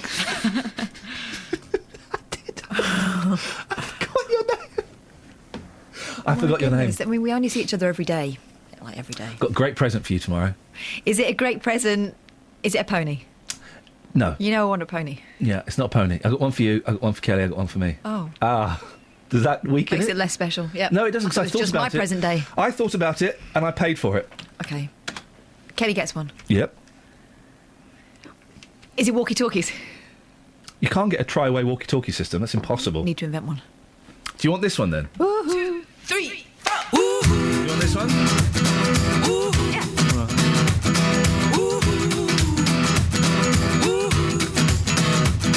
Well, my heart knows it better than I know myself, so I'm gonna let it do all the talking. I came across a place in the middle of nowhere with a big black horse and a cherry tree. I felt a little fear upon my back. I said, don't look back, just keep on walking. But the big black horse said, look this way. He said, hey, that day will you marry me? But I said, no, no, no, no, no, no. I said, no, no, you're not the one for me. No, no, no, no, no, no. I said, no, no, you're not the one for me. And my heart hit a problem got to. But I cut some cord and I shouldn't have done it, and it won't forgive me after all these years. So I sent it to a place in the middle of nowhere with a big black horse and a cherry tree. Now I won't come back 'cause it's all so happy, and now I got a hole for the world to see. And it said no, no, no, no, no, no. Said no, no, you're not the one for me. No, no, no, no, no, no. Said no, no, you're not the one for me.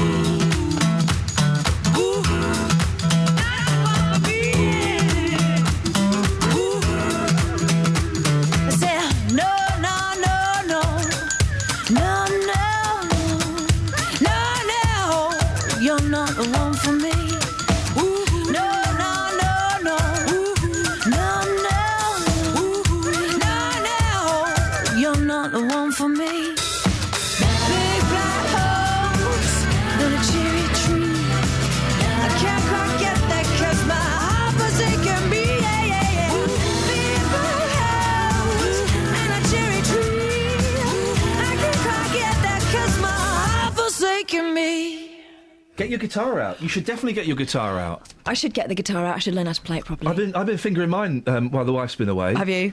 And I have. I don't actually. ever get time to myself to do stuff like that anymore. I bought myself a new guitar tuner, and I've been playing some songs because all the chords are on the internet. Yeah, now. they are. So you go, I fancy playing this song, and then you play it, and it's great. Yeah, and I've bought a piano. Right. And you can't play the piano. I can play Daydream Believer, the intro, and I can play the wrong chords to Let It Be. Okay, well, it sounds like a basis for. It's not bad, is it? That's not bad. It'll impress the kids. My kids. Did I tell you not my real school kids. talent show story? About the piano. No. I thought I could play the piano. Told them I could play the piano. Oh. Believed I could play the piano. Had you had any experience playing the piano? You just, No. You just thought that you were good enough to go up and do it? Yeah, and this was like weeks in advance. Yeah, what are you going to do, Catherine? I was 4. Oh, what are you no. going to do, Catherine? And I went, I'm play the piano. What are you going to play? Humpty Dumpty. Do you need any music? Nah. That was the Gosh. prep. What I went up in front of the confidence. whole school. Yeah, well, I had a granddad who was, well, I mean, you could say he was the inspirer of imagination. You could say he was a fibber. Told me all kinds of stuff that I believed. Like, I was going to be a fairy when I grew up. So I felt my shoulder blades and thought that was the sprouting of the wings. Yeah. So I started throwing myself off high things to try and make them pop out. No. Anyway, so yeah, he told me, yeah, That's you like play a the piano. fairy equivalent of I must Improve my bust. Yeah. It's like, well, why aren't these buds working out? I'm going to jump Talking off about the wings now, yeah? Okay. I'm going to jump off the top of the stairs. So my mum made me some wings. That was fortunate. But he also told me I could probably play the piano. So I thought, probably can. So you went up on the talent show Yeah. without any musical skills? Yeah, and I played for about 5 minutes until they said, I think we get that now. And I walked back in silence. Ouch. And this is what hurt the most. All the other kids got a lolly. They didn't give me a lolly. I think, that was that teacher, wasn't it? Yeah, it was actually. I think that's where it all started. That's the guitar I'm selling. Do you want to buy it? Yeah, but I haven't got that kind of money. We won't go for that kind of money. That's the buy it now. Make an offer. Make me an offer. $5. Well, if you... Can't really play the guitar, though, so what's the point in having a really snazzy guitar? Well, this is why I'm getting rid of it. It's an Ace Frehley Kiss signature guitar, if anyone wants it, guys. Cost me £1,000. That was back in the days of telly. Hey, right, so my friend made me this birthday CD, right? 08459 455 555 if you want to join in about anything, and we'll pick up the pace a bit. He made me this birthday CD, and it has, it's got this song on it. Sugar Mungalicious. Which we'll play in a bit. Either the worst song or the best song ever. It's full of amazing music. And then? Well, I'm going to give you a choice of 2 songs. Ever see a diver kiss his wife? It is brilliant. Or Sing With Me. Diver. You want to go for the diver? We'll play both songs at some point, probably. I think this... Well, again, I think you're like... I can imagine if ever there was a BBC Three Counties talent show and we were contractually obliged to be involved in it and we did it reluctantly because we didn't want to do it, I can imagine you and me doing this song. Oh, really? Yeah? Go on, then. Ever in your life see a diver kiss his wife while the bubbles bounce about above the water? Come again? Come again.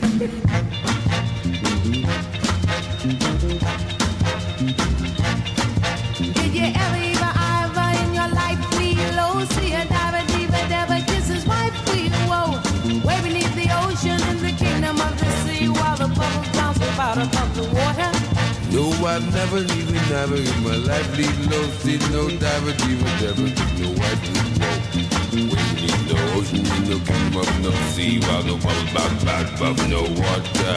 Well, if you're looking while they're kissing, you'll recognize the sight of a diver, that must be doing something right. Way beneath the ocean in the kingdom of the sea while the bubbles bounce about above the water. Shirley, why do you say ever, either, and life lead low?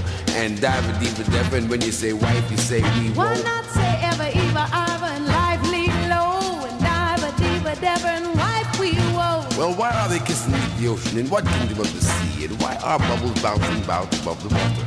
Well, beneath the ocean is private, and the kingdom is the sea. And kissing down there is gonna bounce up bubbles naturally. So when you see the bubbles bouncing, you recognize the sight of a diver, must be doing something right. Way beneath the ocean in the kingdom of the sea while the bubbles bounce about above the water. Did you ever in your life lead low? See a diver, kiss his wife, whoa. Way beneath the ocean in the kingdom of the sea while the bubbles bounce about above the water. And did you ever see a diver kiss his wife while the bubbles bounce about above the water? Never seen. And did you ever see a diver in your life lead low? Not in my life. Whoa, did you ever?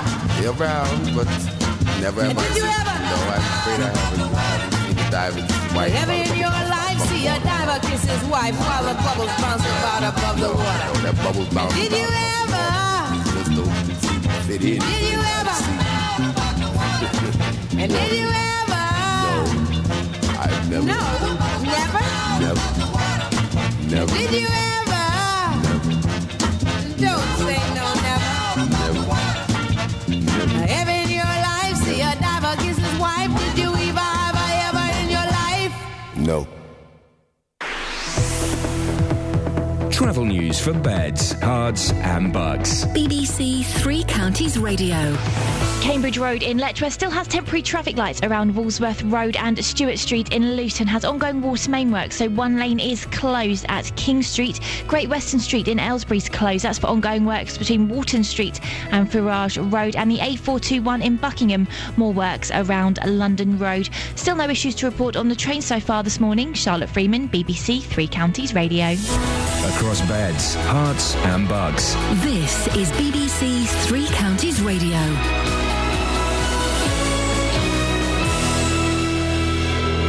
It's 7:30 with the headlines. I'm Nicola Haisler. The actor and Oscar-winning film director Lord Attenborough has died a few days before his 91st birthday.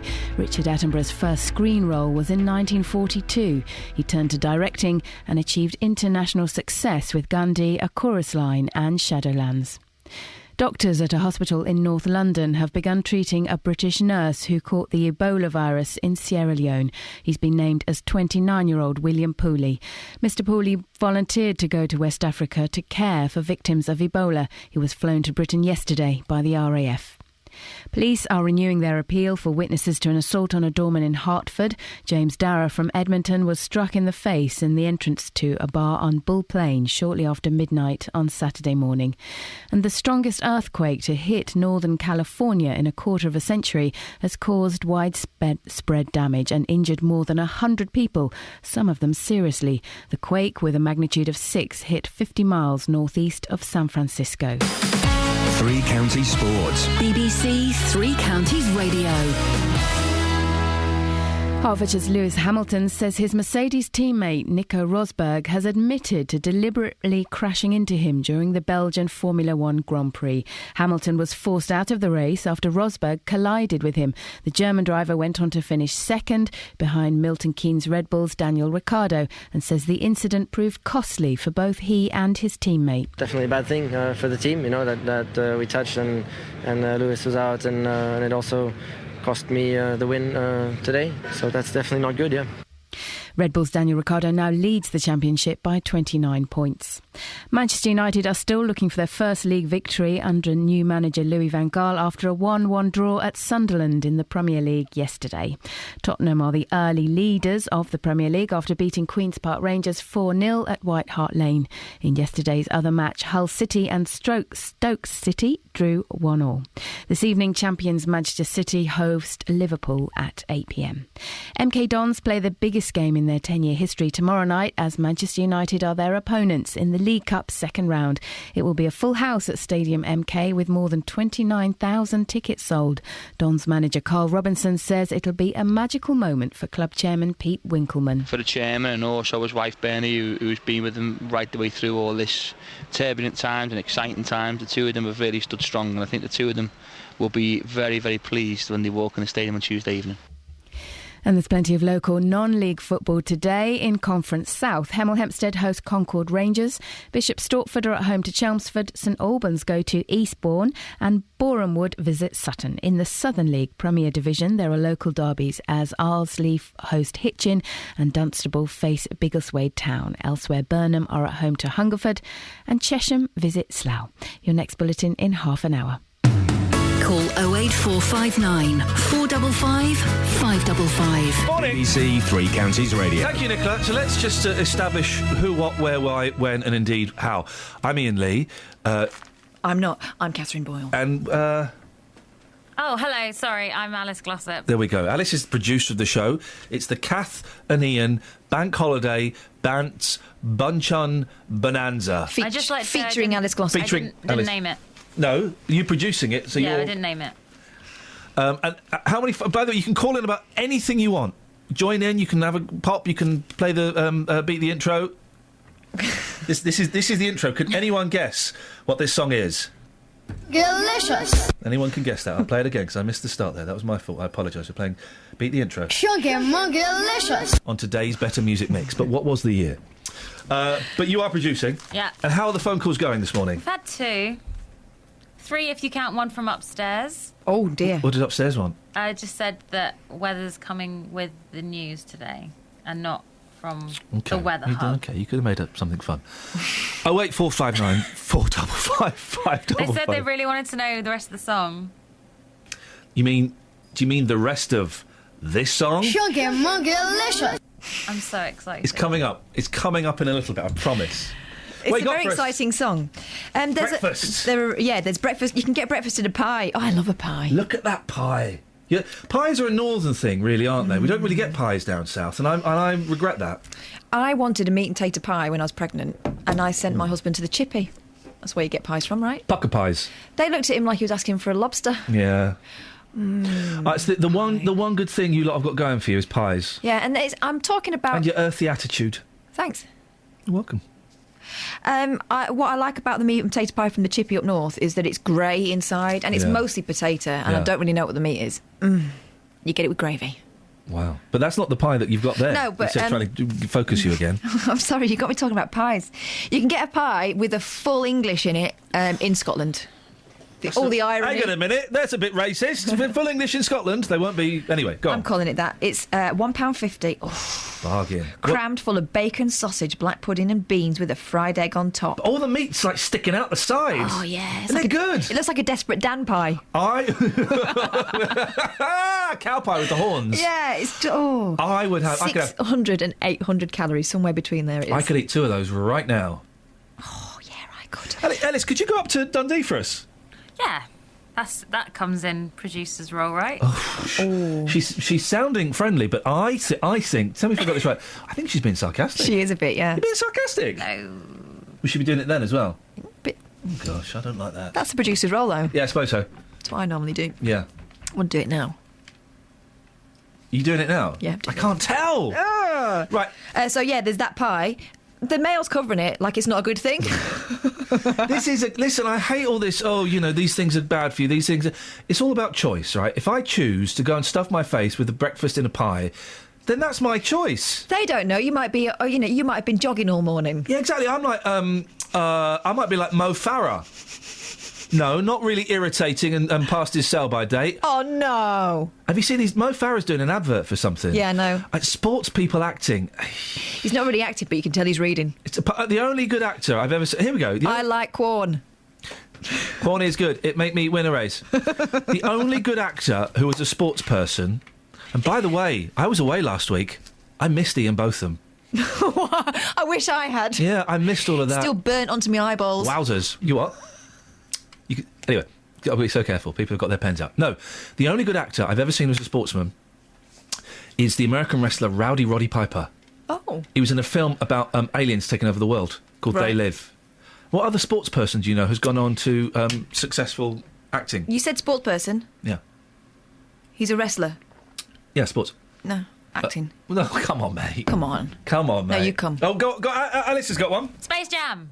Michael Jordan from Space Jam. Is he good, Michael Jordan? He was a basketball player, was From he? Space Jam. Was he good in Space Jam? Yeah, it's amazing. It's one of the best films ever. Really? I've never seen that film. Okay, in terms of childhood films, it's top 5. All-time films, top 20. I saw... What? Space Jam's in the top 20 of all-time films? Have you never seen Citizen Kane? It's a bit boring, actually. I watched the first 35 minutes of The Mighty Ducks at the weekend. Oh, right. What a film! Yeah, it was good, wasn't it? Such a good... Why did you only watch some of it? I had to go and do some work. I had to go and hang out with Rylan. Oh, I like him. I like Rylan as well. I like Mighty Ducks. I like Mighty Ducks. I like Rylan. Who's best? There's only one way to find out. I haven't seen Space Jam. I haven't seen Mighty Ducks. I haven't seen Cool Runnings. I don't like sports films. Saying that, Space Jam is good, but the cartoon element of it, which is about 50%, 80%, 90% of the film, isn't... It's rubbish. Yeah, right, it's so not you're saying that 9/10 of one of your top 5 films is rubbish? No. Whoa. How does that work? Top 5 children's Okay, films. 9/10 of one of the top 20 films of all time. Yeah, I'm just regretting that statement now.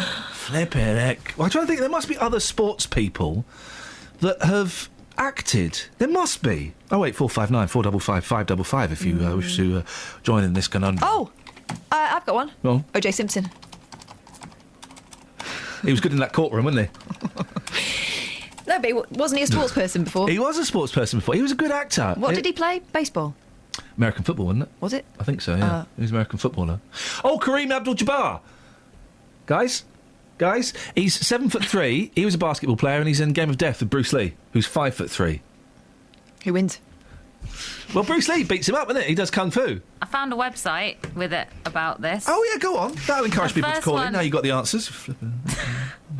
Yes? The first one, the second one's incredible. I'm going to go with that. Andre the Giant. Oh. Starting out as a French professional wrestler, Andre gained international fame for roles in films such as Conan the Destroyer and The Princess Bride. Gerard Depardieu. Anybody? Remember what his sport was? Football. No, boxing. Yeah, look at Bruce Lee with Kareem. Wow. Yeah. OK, Gordon Ramsay was a footballer. He's not an actor. Oh, yeah, that was the thing, wasn't it? All right, 08459 455 555. Do you want to play one of your songs? And then we'll have Chunky Monkeylicious. What you got? I've got loads of stuff. I don't know whether you want to hear any of it. Probably not. Let's have I'm just Michael being Jackson. Let's have Michael Jackson. From the album that he should have stopped at. We'll phone Justin up after 8 o'clock to find out what it is Michael Jackson is holding on the back cover of On the Wall. It looks like a portable telephone. It looks like he's doing a selfie, and he's doing the selfie face as well. The stink face. Michael Jackson! We didn't even mention Arnie. He wasn't a sportsman, though. Really? Bodybuilding? Bodybuilding's not a sport. That's a It's a lifestyle choice. Oh. It's a lifestyle choice. If Arnie's a sportsman, then so am I, girls. Play number 3. I made myself laugh there. But the laughter was increased by you laughing, Alice. So thanks for that. You're welcome. Yeah.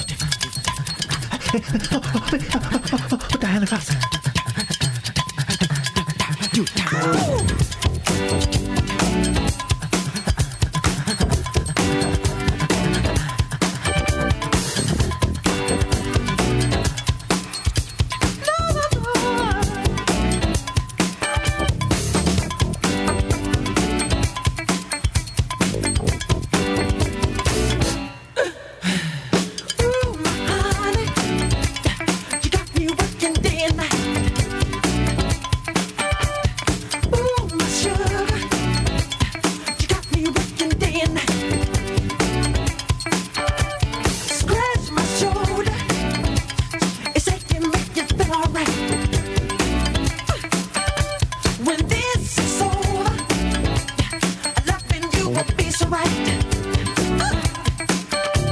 I often wonder if loving you will be tonight. But what is love, girl, if I'm always satisfied?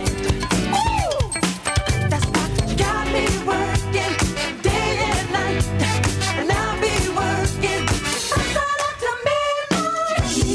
Working day and night. You got me working day and night. You got me working day and night. You got me working day and night. You say that working is what a man's supposed to do, and I say it ain't right if I can't give sweet love to you. Yeah, I'm tired of thinking of what my life's supposed to be. Well, soon enough, darling, this love will be reality. How can you live, girl? 'Cause love for us was meant to be. Well, then you must be seeing some other guy instead of me. Ooh, that's what got me working day and night, and I'll be working from sun up to midnight. You got me working day and night. Hold on, you got me working day and night. I'm so tired now. You got me working day and night. Hold on, you got me working day and night.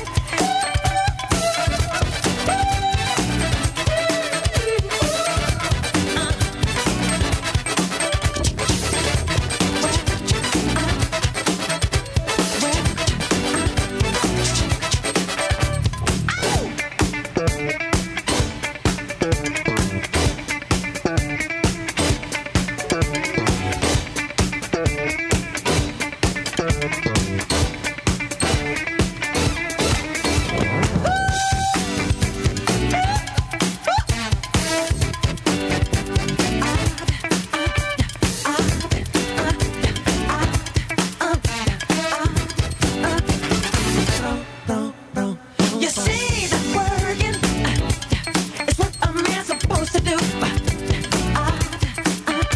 and I say it ain't right if I can't give sweet love to you.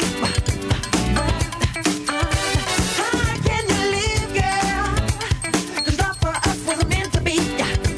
Well, then you must be seeing some other guy instead of me. Ooh, that's what got me working day and night. When I'm standing, I'll be working from sun up to midnight. You got me working day and night. Hold on, you got me working day and night. I'm so tired now. You got me working day and night. You got me working day and night.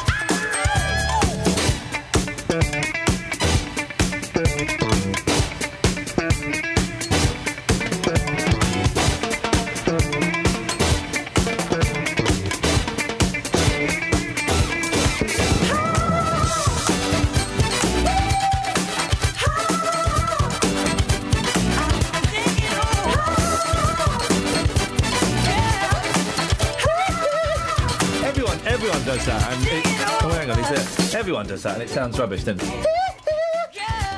I like the bit at the beginning where Yeah, that sounded reminiscent of someone we're not allowed to mention anymore. we are allowed, but why It would sounded you? like Rolf. It did, didn't it? It did sound like Rolf, didn't it? 08459 455 555. The show literally doesn't get any better than this. We will be playing the next song. The next song you're going to hear, guys, is going to be this. Chunky Monkey Delicious. It's the next song, Alice. Yay! It's either the best song in the world or it's the worst song in the world. I just don't know. I'm slightly worried you've talked it up too much, because nothing can be as good as that beginning part. Well, 1 minute. That doesn't set you up for what the song's going to be like. Oh, really? Someone pointed out to me, I put it on Twitter, 1 minute 16, there is the best This is great! You're ever going to hear in your life. This is great! What, during this song? Yeah. They're doing their own review of their song. As This it is goes. great!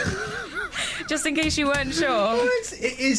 I think... Anyway, we'll play it in a minute. What have you got for us, Catherine? Anything in the papers? Yeah, screens are blighting family life, children Tsar warns. It's kind of his job to do that. Who's what? British parents are among those in Europe most likely to neglect their children, according to the government's childhood Tsar. Not a childhood star, a childhood Tsar. Why do we use a Russian word? Don't know. Why don't we just say childhood Tsar? What does that even mean? The Tsar of the children. I know.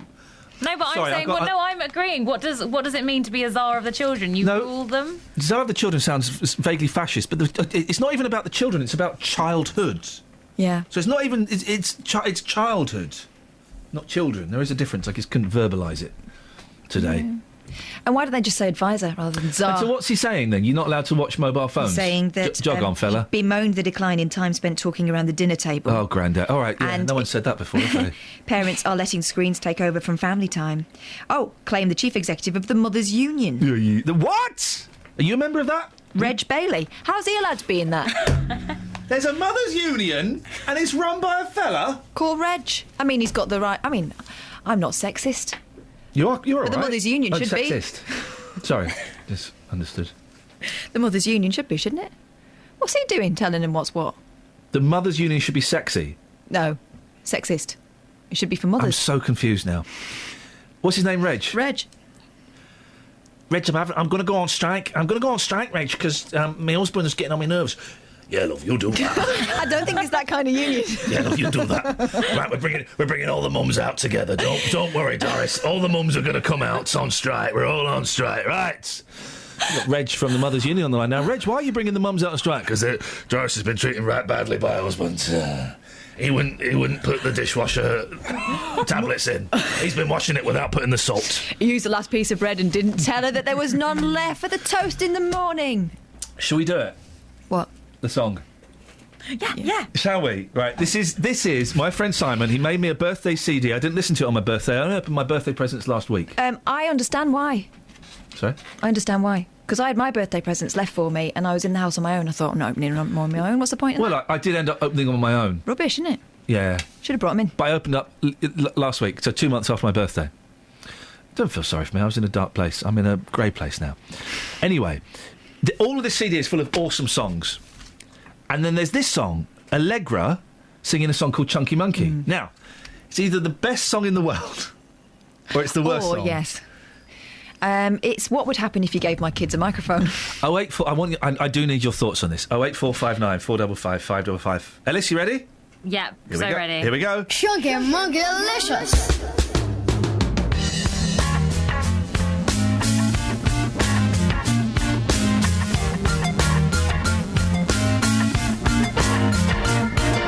I went to the zoo looking for you, but what I did find was a couple of elephants, a chimpanzee. That's what I did see. But something seemed to catch my eye, something seemed to dazzle them up. That Chunky Monkey, yeah, Chunky Monkey, yeah. He looked at me with big blue eyes, and I couldn't help but see a Chunky Monkey, yeah, Chunky Monkey, yeah.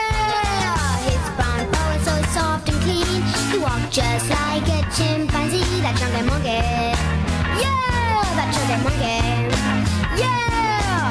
But who else did I see looking at that chunky monkey? Was you? Yeah! Come on! This is great!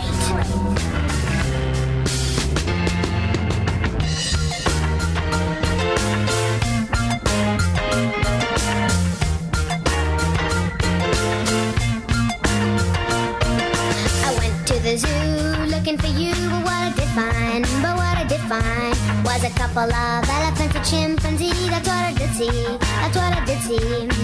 Something seemed to catch my eye, something seemed to dazzle them up. A Chunky Monkey, yeah, Chunky Monkey, yeah. He looked at me with big blue eyes, and I couldn't sea.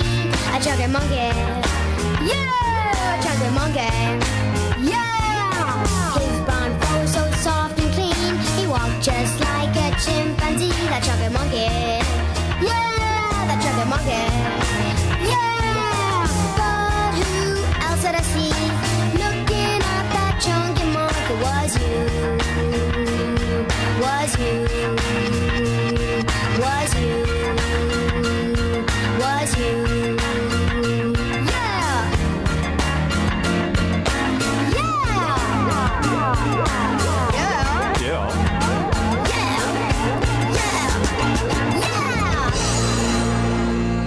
Thank you very much. Oh, Ellis! Oh my god, that was incredible. I mean, Do you see the dilemma? Is no, it the best thing in the world? Best. Is it? There's no dilemma. Best. Daz on Twitter disagrees. Daz. What the flipping heck is this rubbish you're playing? A pile of poo-poo? Have another holiday. I've been sent a text from my friend spelling this out because they're listening, and they spelled it AAACHUGNEY, a chungy mungy. A chungy mungy? I've yet to, I'm a 41-year-old man. I'm loving it. My kids are away for the next 2 weeks. Oh, my little girls will love this. I think my boys will love this. Yeah, I think my girls might see it as a rival to their hit, Wake Up and Kiss My Personality. I love it. I think it's the best song. Yeah, it is. 08459 455 555. Is this thing on? Your thoughts on Chunky Monkey, please, by Allegra. Yeah. Boy, oh boy. How old is she? And she does that. She sounds... See, you think it's a kid? I think It's she gotta was be at a the time. kid. It's an old song, isn't it? It's 7 years old, this song. I think she's a grown woman and just messed around with the tape a bit. Sped the Gosh, tape up. that would make it... Oh. That would make it a bit weird and less good, I think, if she wasn't a kid. Because being a kid makes it, that's quite funny. But being an adult doing Well, that... but it's like Picasso. Yeah, I'm actually comparing that song with Picasso. I've just Here we go. realised. The genius in Picasso was he made his paintings look childlike. That's that for an adult to do something that's genuinely childlike is nigh on impossible. It sounds easy. You manage. Good one. Yeah. Ouch. Yeah, you just compared me to Allegra and Picasso. I'm happy with that. Allegra. I'm seething inside, but on the outside I'm pretending to be happy with that. Don't seethe. It's actually a great compliment. Was that a popular song ever? No. I think I prefer the Singing Nun to Chunky Monkey. Oh, hang on. Now you're talking. Daz says, your kids will love it, adults not so sure. Then he goes on to say, where can I download it? Well, point proven, best song ever. And Usman says, who's this Alice now? Where's the Kelly the Beauty? Oh, ouch. Usman? Usman? He's got a point, though. Yeah, where is she? No. She's at Reading. That's where she is. What doing shopping? The festival. Is the Reading Festival still going? I don't know, is it? A mud honey playing? Finishes today. Well, finishes last night, but today. She'll still be there. Well, was she ever there? Guys? You get it, guys? What you got in the papes? Nothing? No, there isn't really. Anything. There isn't really. I'll find Richard something. Attenborough's passed away at the age of 90. Good for him. Not good. He was. I don't know. I don't mean good. He did all right, didn't he? And he did was still very, acting very well. He was in Jurassic Park, which is really the greatest achievement there can ever be. Never seen it. Oh, what? Never seen Jacuzzi Park, as my friend's nan calls it. Have your kids? No. They will. Change that They will love it. immediately. I don't like dinosaurs. I think dinosaurs are boring. I much prefer No, spaceships. but do you like kids being chased by dinosaurs, being frightened? And turning into monkeys, and there being a midway where you're not quite a monkey, not quite a child. Perfect. That's Jumanji? Oh. They're both good. Have you seen either? I don't know. Have you? I've seen... It turns out you've not. You just read the back of a video cover. Look, I was getting too excited about good films from that era. Mate, you have embarrassed yourself. Hey, you know people that go in the sea? Swimmers? People that go in the sea. What? Oh, okay. For what? If you go in the sea. Oh, no. Apparently you're helping marine life. Well done, you. Oh, well done, my boys, Save the then. whales. Do you mean ones or twos? Oh. The boys have done Not a two. The boys have done a number 2 in Oh, the past. no. Oh, no. What's that in your... Oh, just hang on a minute. Just go into the deep bit. Right, get rid of that. little splash, splash, splash. There we go. No one knows. Of course you've done that. Of course they have. Have they? Yeah. Well, that's not where I was taking this, but... Isn't it funny? When you do a wee in the sea or a swimming pool or the bath... You don't do it in the bath, do you? If I'm about to get out... in the next No. 5 minutes or so. Mm. It dilutes. If you're doing it somewhere other than a toilet or a urinal, doesn't it feel funny? If you're doing it in the sea, it feels weird to let go like that, doesn't it? Forbidden. Forbidden fruit. Anyway. There's a great bit in the In-Betweeners. No. We're not referencing that again, are we? I did enjoy it. I've never seen them before. I did enjoy it. Where they're in the desert, right? And they're dying in the desert. It's really beautiful. It's a really beautiful scene, actually. And one of them says,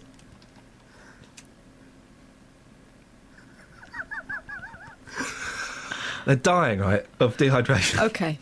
One of them says, I really need a wee. Does anyone want it? Oh, gosh. Greater love hath no man. Oh, you're in for a really I can't wait. filthy child treat today. Anyway, this we're not just talking about this for gratuitous reasons. It's actually news. Holiday makers who get caught short and go while swimming in the sea may be helping marine life to thrive. Oh. The American Chemical Society says that a number of compounds required by plants for optimal growth are found in your doings. The quantity left by holidaymakers is comparatively minuscule. The fin whale excretes almost 1,000 litres daily. Oh, flippin' heck! The average human produces 1.5 litres on dry land. Wow, this is just an excuse to. And they've got a box of facts about wee. This is in a proper newspaper. Give us, before we go to the travel, give us the top 2 wee facts. Urinating on a jellyfish sting will not ease the pain and may worsen it. Oh, blimey. So remember that. And healthy urine is sterile, and the Aztecs used it to clean wounds. Yeah, you're supposed to clean wounds with it. No. And it's good. We've done this. You can wipe your face with it to get rid of spots. No, don't. And I did a phone-in on a proper radio station, and people were phoning up saying they used to use their children's soiled nappies, wee only, and wipe their faces with it. Oh. Wow. Travel news for beds, cards and bugs. BBC Three Counties Radio. In High Wycombe, New Road has ongoing works around Ewens Road and London Road in East Hyde. There's the junction improvements at Newlands Road. Broadhall Way in Stevenage, there are temporary traffic lights at Hertford Road. And onto the trains now. London Midland have no service between Bedford and Bletchley. And just to remind you that no trains will be stopping at London Bridge this week. Charlotte Freeman, BBC Three Counties Radio. Thank you, Charlotte. Before the news, you've got one more wee fact. Oh, no, we can't do this one. This is from the newspaper. OK, this is from the Times. Serious wee fact. Eggs boiled in a young boy's urine are a delicacy in China. Wow. Local and vocal across beds, hearts and bucks. This is BBC Three Counties Radio.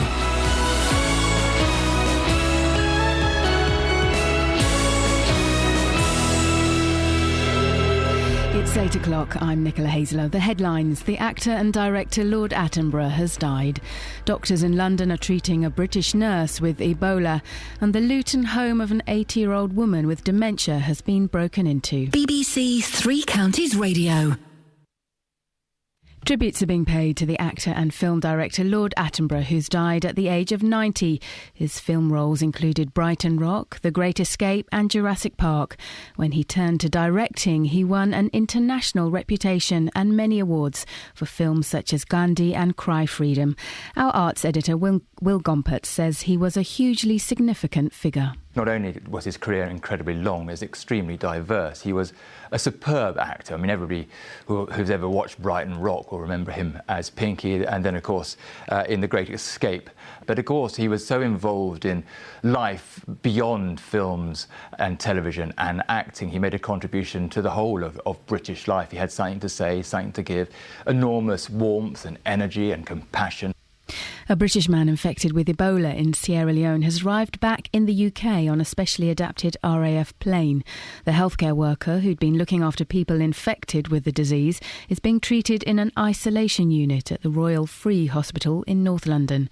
Professor Jonathan Ball, who's a virologist at the University of Nottingham, says it's good news that signs of the virus appear to have been caught early in the man's case. Obviously, with him being brought into the UK, the quality of healthcare facilities is that he's coming to much better than he could expect out in Western Africa, and so that there'll be immediate testing to make sure that all his organs are functioning, and so he really is in the best place and will have the best possible care. Police are renewing their appeal for witnesses to an assault on a doorman at the Stonehouse Bar in Hertford. James Darragh from Edmonton was struck in the face in the entrance to the bar on Bull Plain shortly after midnight on Saturday morning. An 80-year-old woman with dementia has had her home targeted by burglars in Luton. A man and woman broke into the house in Chandos Road. Lee Agnew reports. The police say the thieves prized open the front window of her home a week ago on Friday. They stole a number of items from the bedroom and ran out of the property, passing the victim as they did so. But due to her condition, they can't be sure exactly what was stolen. The first offender was white and skinny with blonde hair and a stripy hooded top and cap. The woman was thick-set with her hair in a bun. 2 boys aged 12 and 13 have been arrested on suspicion of assault following a fight between a group of teenagers at Great Linford in Milton Keynes. 2 teenage boys suffered facial and head injuries. Police want to hear from a man who's understood to have seen what happened during the incident around 8 o'clock on Tuesday evening. The boys who were arrested have been released on bail until October the 1st. The strongest earthquake to hit Northern California in a quarter of a century has caused widespread damage and injured more than 100 people, some of them seriously. The quake, with a magnitude of 6, hit 50 miles northeast of San Francisco. In sport, Hertfordshire's Lewis Hamilton says his Mercedes teammate Nico Rosberg has admitted to deliberately crashing into him during the Belgian Formula One Grand Prix. Hamilton was forced out of the race after Rosberg collided with him. The German driver went on to finish second behind Milton Keynes Red Bull's Daniel Ricciardo. And the weather, cloudy and cool with heavy rain developing, a maximum temperature of 17 degrees Celsius. Get the latest news and sport online at bbc.co.uk/3 counties. BBC Three Counties Radio's big tour of beds, hearts and bucks. People work well together, there's a nice feeling, they're friendly people, people do smile at each other on the street. It's all about where you live. Yeah, it's got the basics, but it's surrounded by some beautiful countryside, beautiful history. All this week, we're featuring Aylesbury. Very pretty with all the hanging baskets they've done this year. The big tour of beds, hearts and bucks. BBC Three Counties Radio. This is Iain Lee, BBC Three Counties Radio. Catherine Boyle is Hello, here. yes. Alice Glossop is here. Hello. Yes. It's Bank Holiday Show, which means literally no expense has been spent on this show. No, none whatsoever. There's no news, there's no... I mean, obviously Nicola was doing the news, and what an excellent job she was doing, considering there's no news. We just sat here going through the papers, playing records, and winding each other up. If you'd like to take part, 08459 455 555. Across beds, hearts and bucks. This is BBC Three Counties Radio.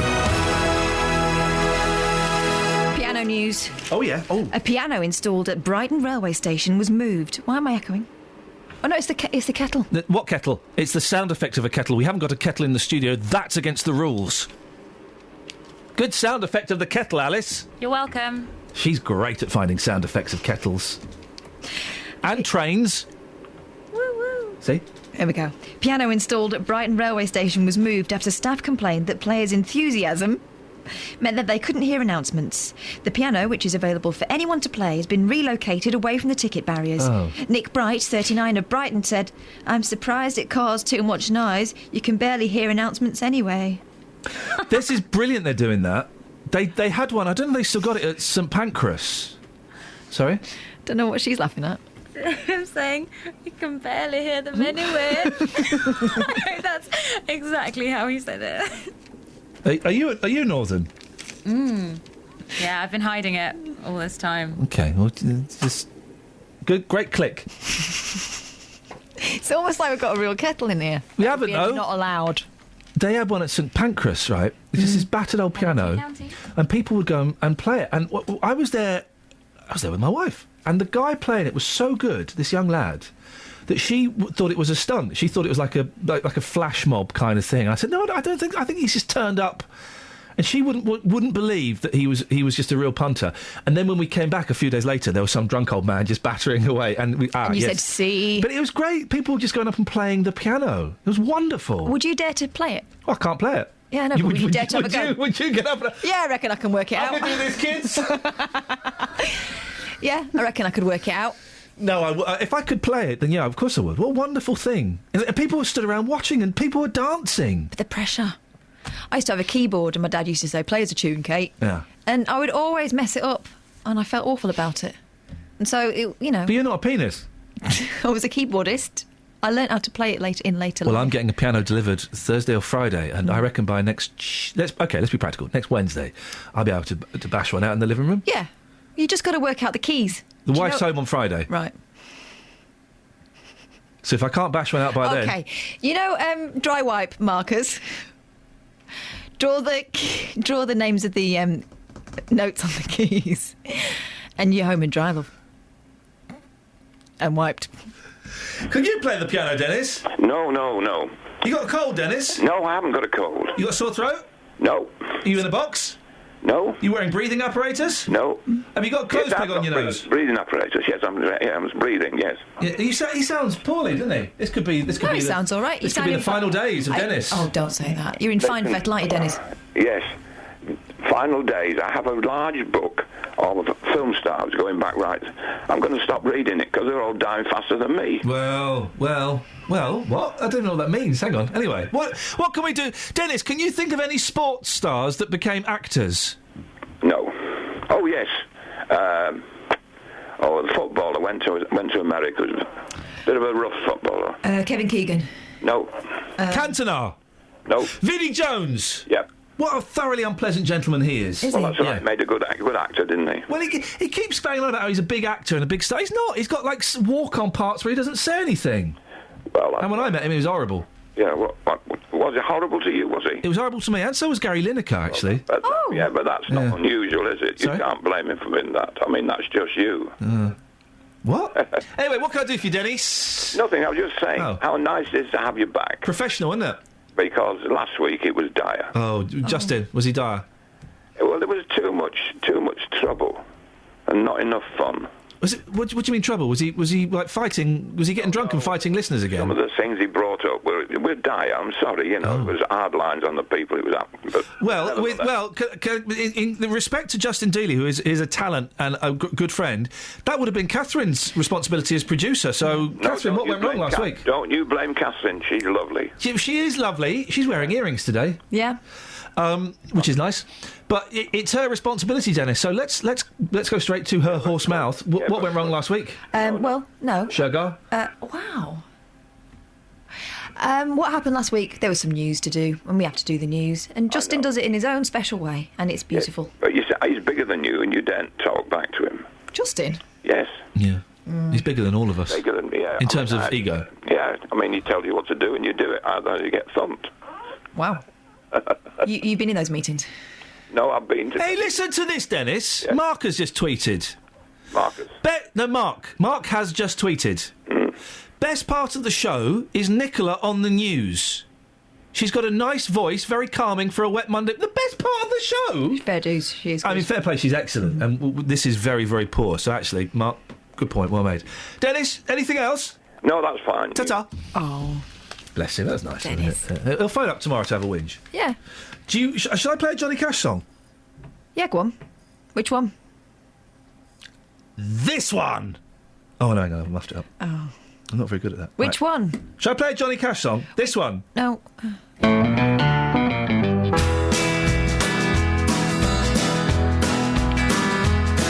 I never pick cotton like my mother did, and my brother did, and my sister did, and my daddy died young, working in a coal mine.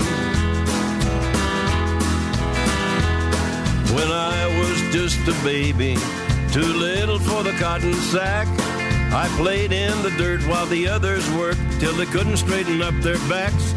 And I made myself a promise when I was old enough to run that I'd never stay a single day in that Oklahoma sun. And I never picked cotton like my mother did, and my brother did, and my sister did, and my daddy died young, working in a coal mine. For Folks said that I grew up early, and the farm couldn't hold me then. So I stole 10 bucks and a pickup truck, and I never went back again. And it was fast cars and whiskey, long-legged girls and fun. I had everything that money could bring, and I took it all with a gun. And I never picked cotton like my mother did, and my brother did, and my sister did, and my daddy died young, working in a coal mine.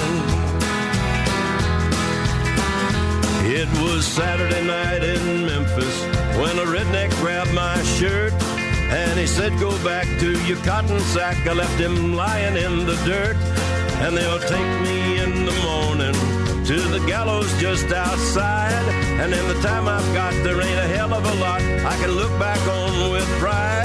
But I never picked cotton like my mother did, and my brother did, and my sister did, and my daddy died young, working in a coal mine. I never picked cotton like my mother did, and my brother did, and my sister did, and my daddy died young, working in a coal mine.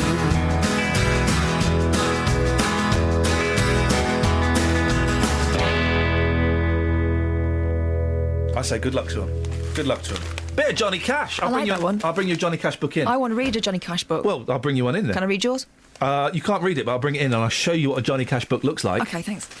Can't remember if it's the one. I think it's the one that the film's based on. I think it's done by his wife. No, his wife. She died first. His daughter. I can't remember. I'll bring it in and have a look. You can have a look. I will. All right, fine. I don't understand why there's tension all of a sudden. I'm going to do something for you. Yeah, you're going to show me the book and then you're going to take it away again. You can rent it. £1 a week. Oh, I'll read it fast then. Fine. I don't care how fast you read it. I'm not doing it to If I make read it money. in a day, do I only pay you? No, it's £1 a week. 20p. That No, that wouldn't work. 140. Anyway, 08459 455 555 is the telephone number. It's bank holiday. Got no idea who's coming in after us or what's happening. But they'll be better. We can guarantee that. Yeah, and it will be a decent radio show if you want. Now, I was away. Hey, we can ask people what they think about the bucket challenge. I didn't. They didn't call in. Yeah, but it was early and no one was up. Go on then. What do you think about the bucket challenge? I don't like it.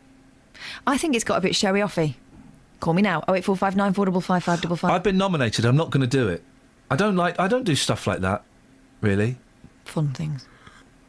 No, I don't. I do fun things. For example, I'm going to go home and have a snooze. But I don't like stuff like that. I don't like big stunts like that. If it's a charity I'm interested in, I'll write a cheque. Tell you what you don't like, and I don't like it either. Forced good times. Forced good times. New Year's, they can keep that. Yeah, I don't. When you're forced to have fun, that's what. Yeah, that's what you mean. Yeah. Yeah. Yeah. Well, when everyone's expecting you to, and everyone else seems to be having so much of a better time. I wish there was a handy phrase to describe it, but there isn't. Yeah, I don't like all of that stuff. I remember going on a school trip once, and the teacher, who I disliked intensely. Why? And she disliked me. She was always comparing me to my sister, who was very bright, didn't encourage anything vaguely artistic, and she was just. I didn't like her. We didn't get on, and then we moved into the same street as her. Wow. And then when I got famous, she sent me a letter. Saying what? Saying, oh, it's so nice to see you doing so well in a career that you tried to stop me doing because you didn't think I'd be able to do it. So I didn't write back to her. And that was childish of me, and I should have done. Right back to her now. She's dead. Anyway. Oh. Yeah, I know, and I should. A few regrets. I should have written back and said, I should have been the bigger person, and I wasn't. Anyway, no matter now. That's moved on. But we went on a school trip. It clearly does matter. You're still holding on to it. And she stood at the front of the bus. There's a rubbish school trip. I don't remember where it was. You will all have fun today. I thought, I'm not. No, I'm not. Not now you've said that. I am definitely. That's how stubborn and stupid I am. No, I'm not. You said I'm going to have fun. I'm not going to have fun. I'll show you misery. I will show you. And it was horrible. What was the school trip? Can't remember. I don't remember. Where we went with. Something boring. I remember going on a school trip that was really rubbish. They took us to Funland, but none of the rides were working. And we got told off. This is a load of mank kids. We got told off for sitting in this roundabout thing, and the lads were pushing us round because the mechanical thing wasn't working, so we were doing it by lad power. And you got told off for Told that? off, yeah. That was the nearest we got to fun that day. Speaking of fun, I was in Greece for 3.5 days last week. And it was nice. It was a surprise. I couldn't get hold of my family, so it was a surprise. And I got there really early. I got to... Yeah, I wondered about that. Yeah. Because you were flying at night, weren't you? I flew at 11:30 at night, landed at... It was 5 o'clock their time. So when did you pitch up? I got there at 5:30. I had to climb over... It was in... You had to break in? I couldn't break in. The house the house has been... They're staying in my wife's aunt's house. The house has been broken into several times, so you couldn't break in. It's completely break-in proof. So I had to climb over the fence and sleep in the garden. It was half cold. I was freezing. I just put 2 tops on. And I was freezing, so I was sleeping... Were you sleeping on a sun lounger? No, I was on a... I didn't see the sun lounger. I was on a chair with my feet on a wall. That would be terrifying. Yeah, it was. Her aunt is a 73-year-old woman, and I scared the life out of her. Did you have your beard? Yeah, I did. Yes, I did. I scared an old woman. Gosh, it's like Down and Out in... What's that film? Beverly Down and Out in Beverly Hills. Down and Houghton Regis. Anyway, I surprised the kids. The kids didn't know I was coming, and the look on their face... The youngest one woke up, and he for 30 minutes he didn't say anything. He was just squeezing me and hugging me, and then looking up at me, and then hugging me. And the oldest, when he came around the corner, saw, it was wonderful. Anyway, foreign holidays are weird, aren't they? Because there's always... we're on the beach, and every 5 minutes there's a Chinese fella coming around offering a massage. Oh. And there's 2 other fellas... one offering hooky Louis Vuitton bags, and one offering hooky DVDs. What? Why? Because when you're on a beach, you're thinking luggage. Well, why would you... first of all, I wouldn't have a massage from just a fella walking around on the beach holding up a bit of laminated plastic. A massage? I wouldn't do that. Someone must, otherwise they'd be... Well, do they, though? Then there was someone walking around selling fresh fruit salad. Really? On a beach? It's fresh? I'm not touching that stuff. And then there was a woman walking around selling donuts wrapped up in cling film. Yeah, keep the sand out. But on a beach? I hate beaches. I really do not like beaches at all. I don't like being dirty. And then my eldest refused to put the sun cream on. Oh, out of that sea. And we tried the soft talk, the hard talk, the bullying talk, the gentle talk, the persuading, the blackmail, all of this stuff, none of it. So I picked him up and took him off the beach. Oh. Picked him up, kicking and screaming, took him off the beach. Wouldn't put his sun cream on. Well, that's the rule. That's the rule. So, you had a good time then? Yeah, it was wicked. Should we play one of your songs? Go on. What one? We've petered out a little bit there, haven't we? We petered out a bit there, Alice, haven't we? This is top notch. It was a charming story until you brought in the massage man. I saw you had a phone call there, Alice. What happened? I tried phoning... It was Joyce. I I've been trying to phone her back, but she's not. It don't matter. She said that we should have more time checks. It's 8:19. There we go. Hang on. There you go, Joyce. Wait a minute. Pass the message on. Hang on. It's 8:20 in here. There we go, there's another one. Oh, it's 8:19. 8:19. 8:20. That's why we don't do time checks, Joyce. Who was it I was listening to the other day, and they were doing time checks all the time, and they were doing it obviously... I tell Speaking you what, clock. It was Island FM. Ireland? Island. Oh. Not Ireland, Island. Right. FM on Zakynthos. Went to Zakynthos. And the breakfast show on Island FM. It's funny when you do this job and you listen to other shows. Hang on, 21 minutes past 8. And I don't know about you, I find it hard to listen to radio now as a punter. I've lost a lot of joy of listening to radio because I'm thinking, oh, that was good. Oh, we can nick that. Oh, that was rubbish. Do you get the same thing? Yeah. And it really annoys me because I like listening to the radio and I've lost a bit of that joy. But I was listening to Island FM and the fella, he just kept doing time checks. That was the Zombies. She's not there. I don't know where she is. It's 8:16. Oh! He's doing all that. That's quite a good link, though. And do you know what I was thinking? And I thought about it, and I dismissed it, and now I'm thinking about it again as a good idea.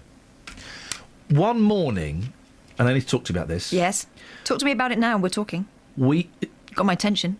Okay, what I'm saying is we'll talk about it now. We should talk about it properly at a later date. For one morning, right, you know we get criticism because we don't do, like, proper breakfast shows. Hang on. 21 and a half minutes past 8. We should do a proper local radio BBC breakfast show one morning. Yeah. And we do it properly. We do it straight as a die because we get lots of criticism and we get lots of people saying nice things, thank you. Lots of people saying, oh, it's not as good as Simon Lederman. It's not as good as it used to be. It's not as good as other local radio stations' breakfast. All right, well then one morning we'll give you what you would get on another BBC local radio station and then we'll see who's begging to be let back in the house. Got a lot of big tour stuff for this week I can help out with that. Got a lot of local radio stories. Perfect. I'm forcing myself to say perfect. We've got a zombie guy. Sorry? Who's coming in. From the later zombies? In the week. No. She's not there. I don't know where she is. If you see her, let us know. 084594555. She's gone out. It's 22 minutes past 8. Alice. What do you mean a zombie guy? He started writing... I feel bad. I'm telling his story and he's going to come and tell it on Thursday. So I'll give you a teaser. Oh, yeah. He started writing a comic book himself. He started writing it completely. Oh, hey. And then it got so popular, he was like, I can make a film out of this. And then he used social media and Indiegogo raising money. Yeah. And he made this film himself Well, with his little buddies. He doesn't need to come in on Thursday. He does, because he's more interesting than me. Well, that's not true. No, he is. Or is it? I bet he is, actually. To be fair, I haven't made a zombie film, so he's got that on me. Her nickname is Dull Glossop. Oh. Sorry? She doesn't know that. You came up with it. What? Orquado. Play track 11. What is this? But let's do a proper breakfast show. We talked about this the other day and I dismissed it, and now I'm thinking actually it's a really good idea. Okay. The problem is, if they like it, you have to do it all the time. I know, that's the worry.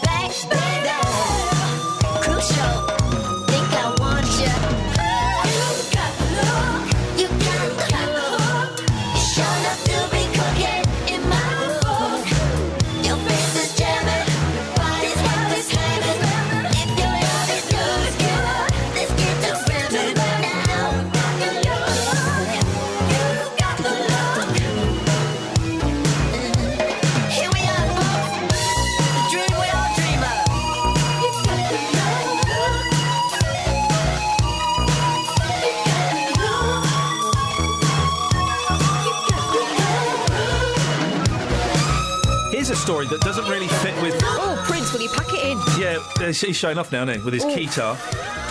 Here's something you don't normally hear of this music. Widow's body lay in semi for 10 years. What? Oh, that's just a racket now. You know, I need my palate refreshed. Chuggy muggy delicious. Widows. This is an incredible story, right? This is horrible. This is horrible. This is horrible. Is this another one of those ones that's going to make you want to check on your neighbours? No. Well, yeah, but it's going to make you want to check on... Well, OK, let's see. The remains of a woman who apparently lay dead in her front room for more than a decade. A decade. The word decade isn't used often enough, I don't think. It's a good word. Decade. Some people say decade. Why?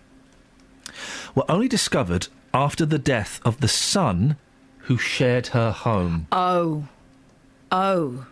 Police believe Doris Amos's body was left to decompose after her younger son, Martin, 55, failed to tell anyone she'd died. This story just gets worse and worse. The grisly discovery was made by her estranged elder son, Alan, who visited the family home on Friday following the sudden death of his brother. Oh. To his horror, the 61-year-old found the skeleton of his mother in the front room of the house in Bexley Heath, South East London. What, so there was no funeral? Wouldn't you have noticed that? It was the first time he'd visited the dilapidated house in over 10 years after having a row with his brother. The elderly widow, thought to have been in her 70s, had not been seen for years by neighbours. Yeah, because she was dead for 10. Oh, my word. She'd been left alone with her reclusive son, Martin, after her husband died in 1985. Last night, neighbours said they assumed Mrs. Ames had died, although they thought it strange there'd never been a funeral. Isn't that just the most horrific story? Morning, guys, by the way. The most horrific story on so many levels. Yeah, because obviously the... Gosh. He was living with her for 10 years. Mrs. Carpenter, a neighbour, said, "It makes you feel bad, as we've always wondered why there'd never been a funeral. We always thought it was strange her body was never seen being taken out of the house." It's weird, isn't it? Sorry, that's brought a downer on the show, guys. Victoria Beckham's dressed up as a lady in the same clothes. Oh, OK. Back. I've got you back? Yeah. 0848... That story, wow. I know, it's weird, isn't it? It's weird. I tell you what, because if that was a film, you would think, this is a ridiculous story for a film. But it's actually happened. But it could happen. What I was thinking is it could happen so easily. Because if the guy is not a sociable person anyway, and not the sort of person you have a chat with, who's going to say, oh, by the way, your mum died? Never going to happen, is it? But where would you have to be in your life, in your head, to let your mum sit in a settee for 10 years? God. Let's get the travel. Travel news for beds, cards and bugs. BBC Three Counties Radio. Change Road is just looking a little bit slow around Beach and Grove. That's according to the speed sensors. And in East Hyde, the London Road still has the ongoing junction improvements at Newlands Road. Broadhall Way in Stevenage has roadworks at Hertford Road. And onto the trains now. London Midland have no service between Bedford and Bletchley today. And First Capital Connect and a lot of services will not be stopping at London Bridge this week. Charlotte Freeman, BBC Three Counties Radio. Sugar Muggalicious. Across beds, hearts and bugs. This is BBC Three Counties Radio.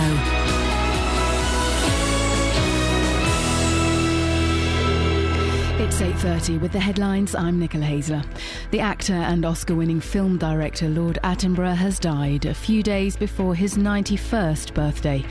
Richard Attenborough's film roles included Brighton Rock, The Great Escape and Jurassic Park.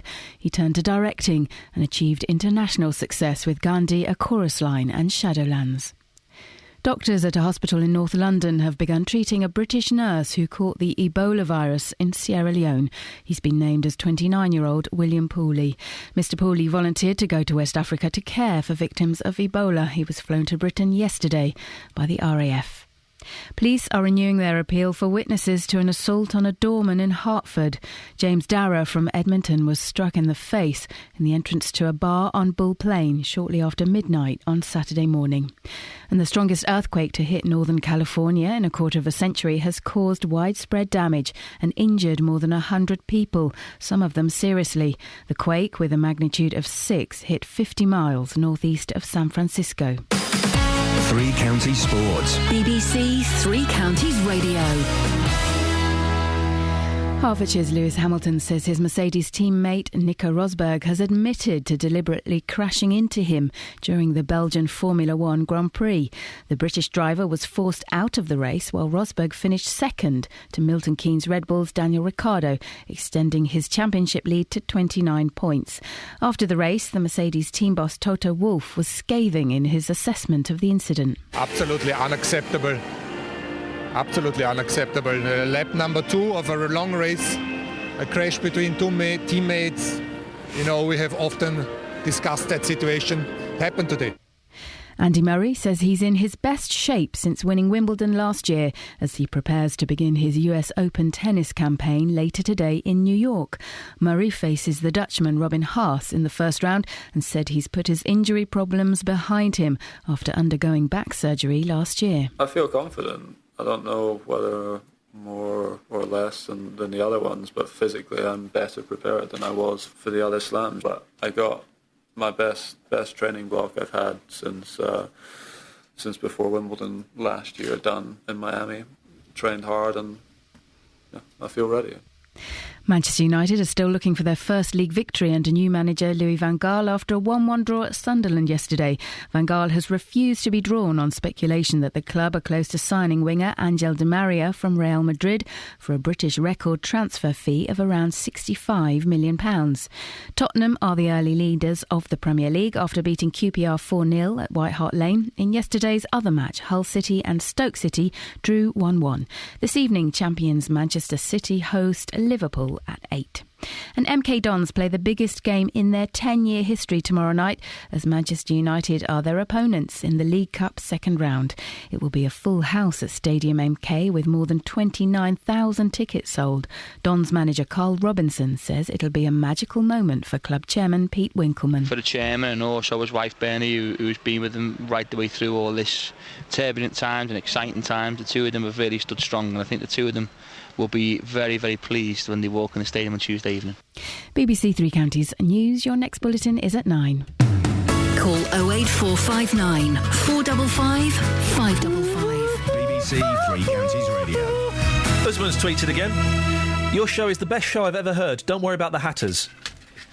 Don't worry what the Hatters say. I think I he love means the haters. Hatters. Come on, you Hatters. You're wearing earrings. Yes. You don't normally. No, because... And you look odd. Yeah, no, well, you'll get used to it. It's like you with a beard. I don't want... I've got a beard. Yes. I had some good comps about the beard. Beard looks nice. I told you it's a face framer. Maybe I'm one of those people that was always meant to wear a beard like Edmonds or the Bee Gee. Mm. Anyway, you've got earrings in. Yeah. How come you've not worn them before? Because they're new. But does your hole not heal up? No. I thought if you didn't use it for a long time, it kind of just healed over. No. That's a myth. Is it? Mm. Why are you being a bit defensive about it? Well, I don't know what you're driving at. I'm not driving anything. I'm asking about earrings and whether your hole has healed over. And apparently it hasn't. I thought this is true. 08459 455 There'll be men out 555. there. Some of them will have had maybe one or two, and you could still get an earring in there. No, yeah, but you have to pierce it again. It bleeds. No, it doesn't bleed. This is a lie. You might get some other discharge. I tell you what I hate. And I Don't hate. say that. What? It's not discharge, really. It's just, general stuff. Well, what is it if it's not discharging from your ear? What I hate, and I hate these people. I actually hate them, and I think we should. I don't believe in. Which is the one where you kill them? Capital or corporal punishment? Capital. I don't believe in either of those things, but Corporal's when you just smack them. Yeah, these people should be given corporal and then capital punishment. The perverts that what do they call them? Windies that make holes in their ears and then get them bigger. Oh, I don't know what they're called, but they are hideous. You could put a sausage through some of them. You're going to end up with earlobes down to your knees. It's horrible. It is. Do you know what I'm talking about, Dennis? Yes, I do. The people who make the big holes in the ears. Yeah, what are they called, Alice?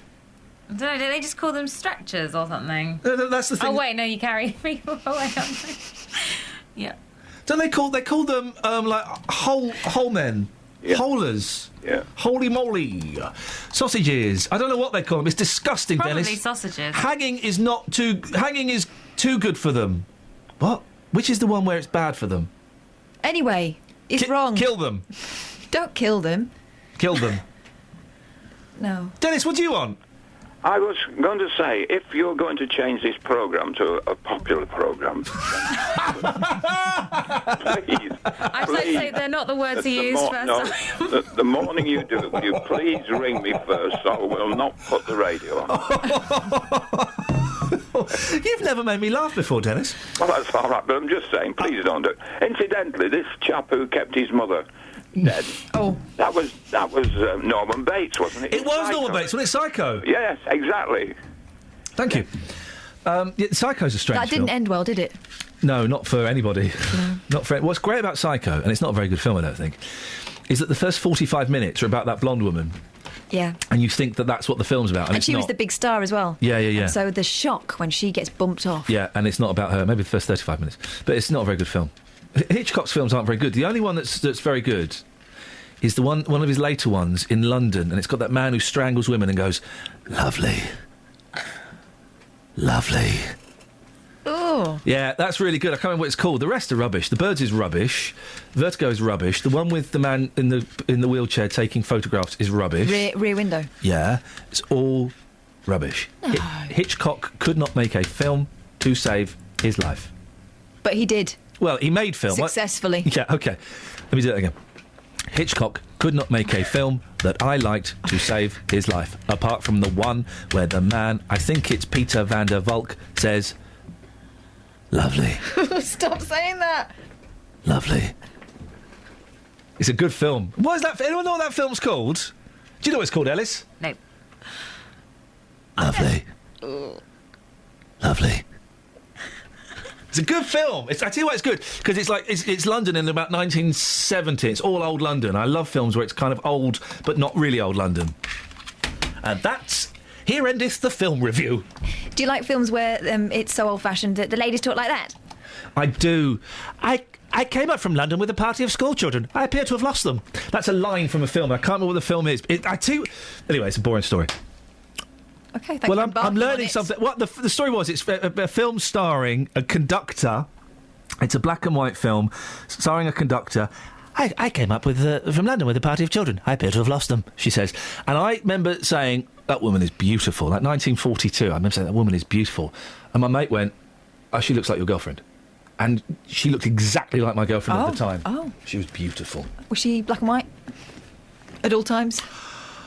Yes, in many ways she was. Now, Catherine, what have you got for us? Nothing. Oh, well, should we play a song? Yeah. Right, go to the Simon CD again. Now, there are some... these are some of the songs we haven't got time to play, OK? You know, in those days, Yeah. the days when they talk like that, Yes. they always had something to say, didn't they? They never was started scripted. a thought and went, like... It was scripted, mate. It was films. I know. But in real life, did they always We haven't got time to play... talk like that? Cowboys are Square.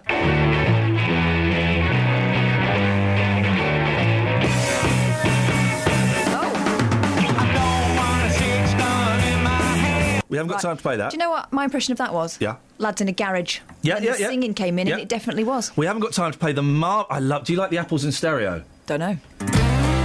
Yes. We've got time to play the Apples in stereo, ladies and gentlemen.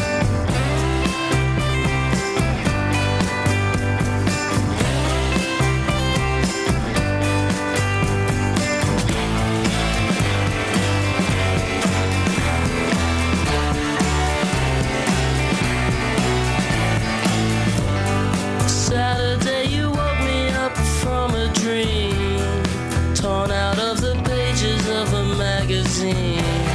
You gotta play tough, my love, whoa, whoa. You gotta play cool, whoa, whoa. You gotta play tough, my love. When you play me for a fool, when you play me for a Saturday you woke me up into a drag, peaches in the creases of a plastic bag.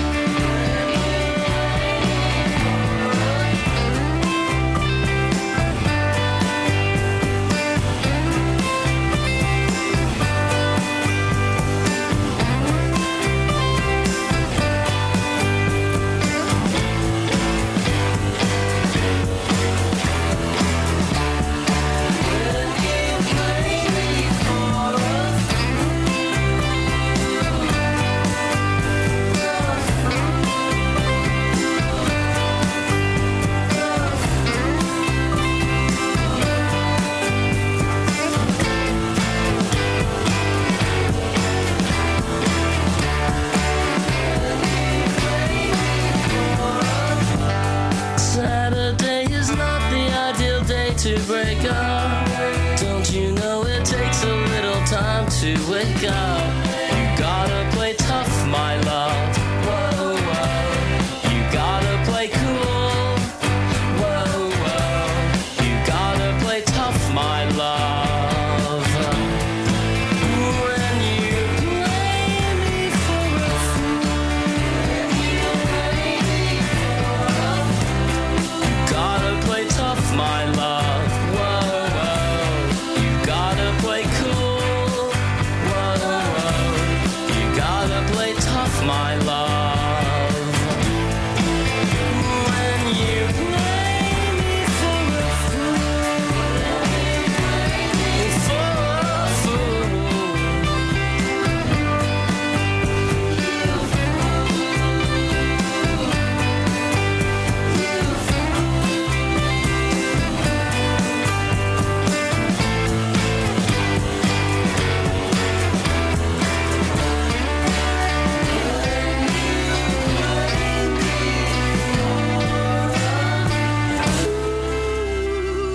That's him, look. It's a short, fat guy. With a glasses. beard. Yeah. It's good, isn't it, the apples in stereo? Yeah. I like them. Yeah, the voice took me a little while to get used to, but now I like it. Ellis? I've got the wrong what? Oh, I'm not telling you off this time. No, I saved that for off When air. did you last tell me off? I'll tell you off in a minute for cheeking me. When you're typing a message on the screen. What are I you can typing? just say it now. Colin Berry just phoned. You know His Colin show- Berry is. I know exactly who Colin Berry is. Why did he not come on? His show. Well, he just wanted to tell me a quick message to tell you. Okay, Colin, I'll allow you to. You should have come on, Colin. Oh, that was my. I just. You should have you told Colin Berry he couldn't come on.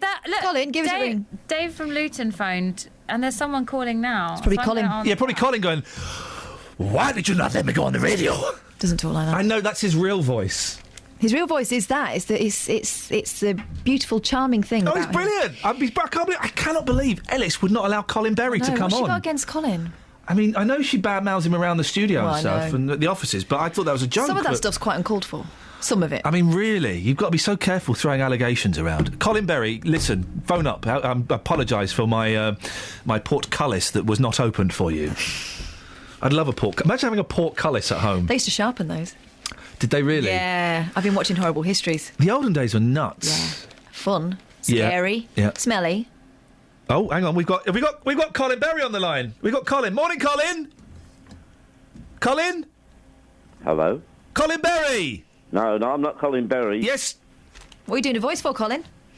Hello? Hello, Colin. No, I'm not Colin.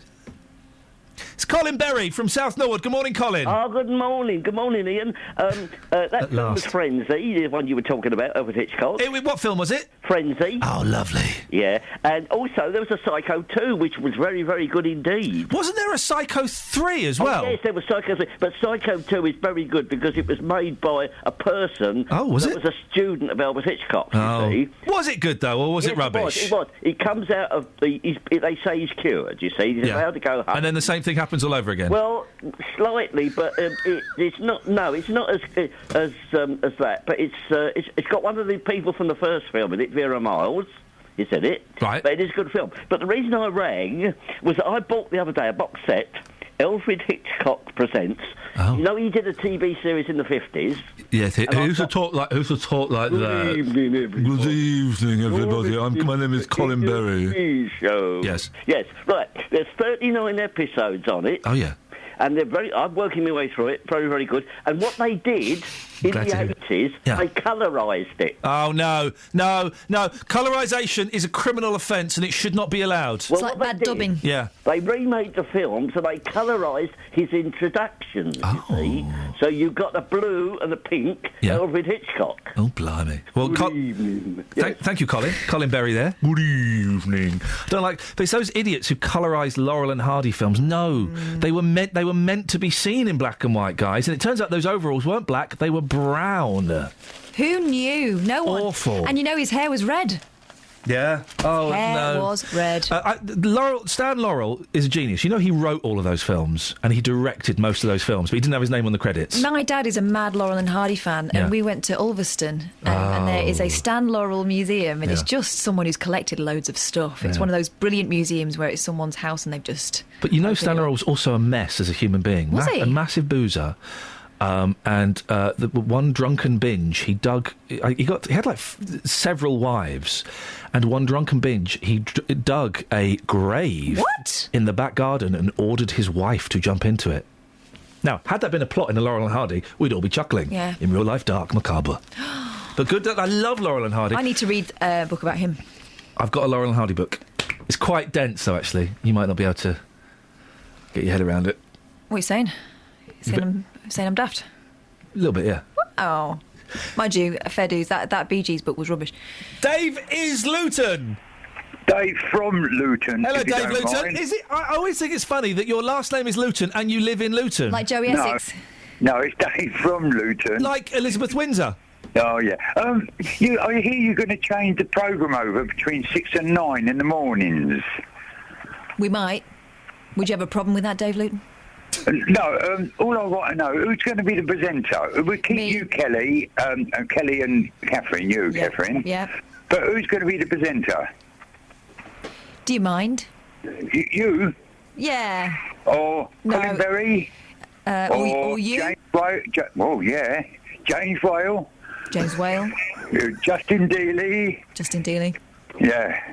Who's going to be the presenter? I don't know. Who is? No, you tell me. Well, you thought about it. Well, Who do you want? It's not going to be the boss, is it? Who's the boss? Bossy Boots. Who's there now?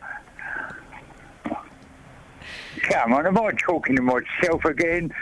God. Oh, here we go. Here we go again. Oh, dear. Oh, dear.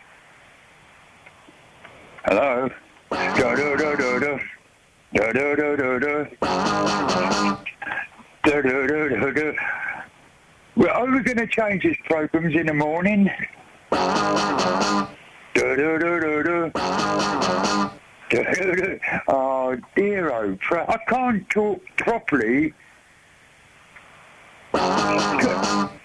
Da-da-da-da. Could you stay at Greece? Da-da-da-da-da. Oh, dear, oh, pray. Da-da-da-da. Can you play that fully on? And again. No, I want you to singing. Oh, dear, oh, pray. Back, Kelly. Hello? Even Catherine's going like it now. Da-da-da-da-da. Hello? Hello? Hello? Oh, have we got... No. Oh, dear, this is... I can hear my voice coming through on this phone. I can hear your voice and it's very loud. It's deafening me. Well, he done something at that studios. Oh, dear, right. Da-da-da-da-da.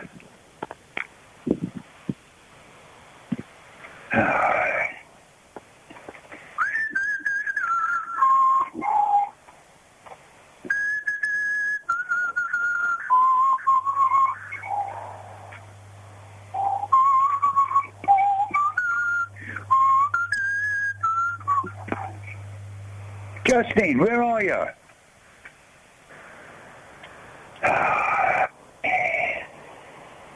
Dennis, can you come back again, please? Da-da-da-da-da. You really got me going. You really got me going.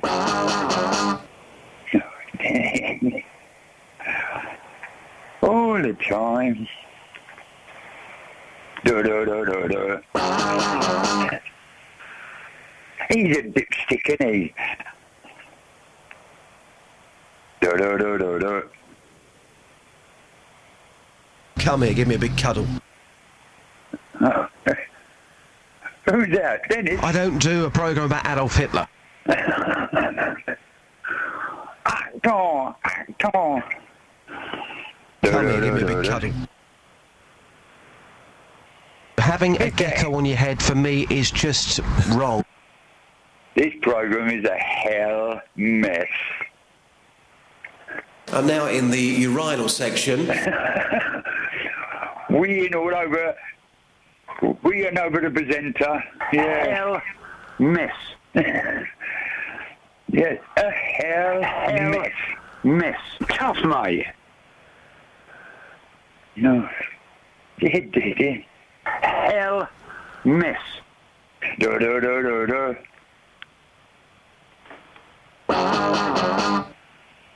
Come on, dipstick, come through it. Oh, you wait, I wait till I talk to you again, Catherine. Do. Okay. Time's up.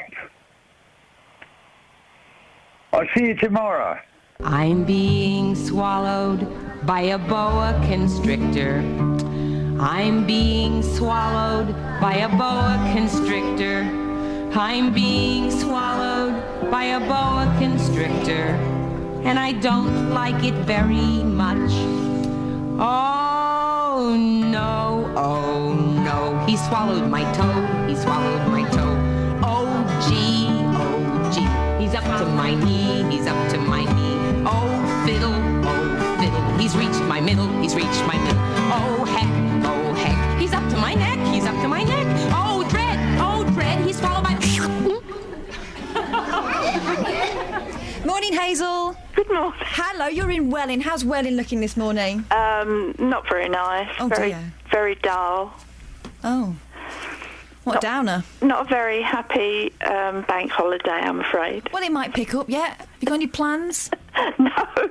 Well, that's the best kind of day for me. No, I usually see my daughter, but they're sunning it in Cyprus at 37 degrees. Really? Is that too hot for you? Yes, that's too hot for me, yeah. Be a bit hot for me as well. Yeah.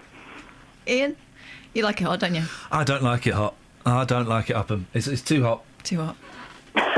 So you're better off in Welling, Hazel? Yes. What did you want to talk to us about? Well, I was going to say to Ian, I don't know who Peter van der Valk was. Is that not a person? I thought he was in the film Frenzy. Well, I thought that was Peter Lorre, who says lovely. No, it's not. Someone's texted it's Barry somebody. Well, Barry somebody was Peter van der Valk, but that was a series where he was a detective.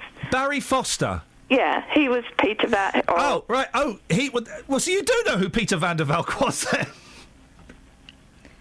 Hello? Hello? Yes. So you do know who Peter van der Valk... Well, I know who Peter van der Valk, the detective in the you series, said you didn't was. know who he was. I didn't know who Peter van der Valk, who said lovely, was. Well, it was Barry Foster...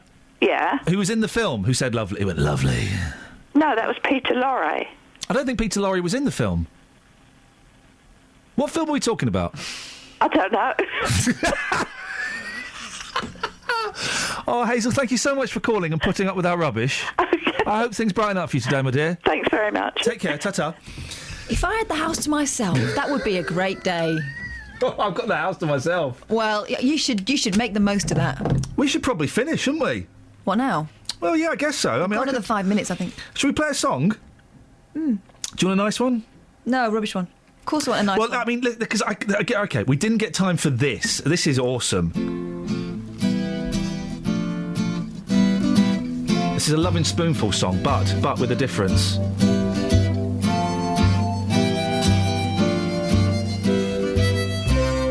Here we go. Didn't have to be so nice.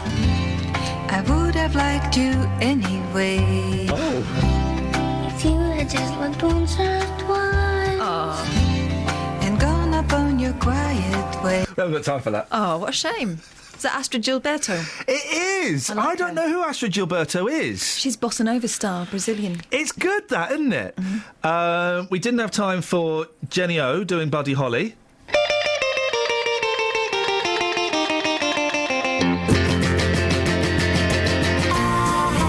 So I think we've got time for... I mean, this whole album is awesome. Oh, we didn't have time for Bombino, which is wonderful.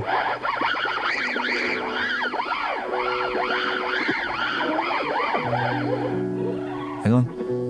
Here we go. We ain't got time for that. They should have stopped messing about and skip to the actual chase. We have got time for this. This is awesome. You'll like this. First Aid Kit and Sing With Me.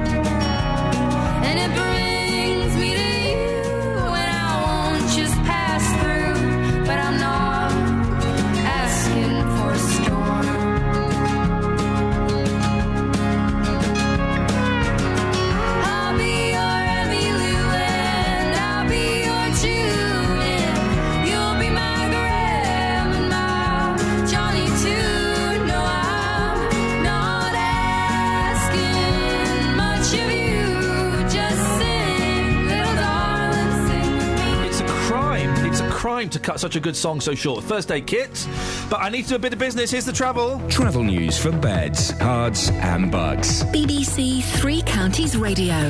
The North-Western Avenue heading northbound is now busy. That's around the Dome roundabout, according to the speed sensors. But just having a look, everything else does still appear to be moving well so far this morning. In East Hyde, London Road still has temporary traffic lights at Newlands Road and Broadhall Way in Stevenage. More works at Hertford Road. Onto the trains, and London Midland have no service today between Bedford and Bletchley, and no trains will be stopping at London Bridge this week. Charlotte Freeman, BBC Three Counties Radio. Charlotte, thank you very much.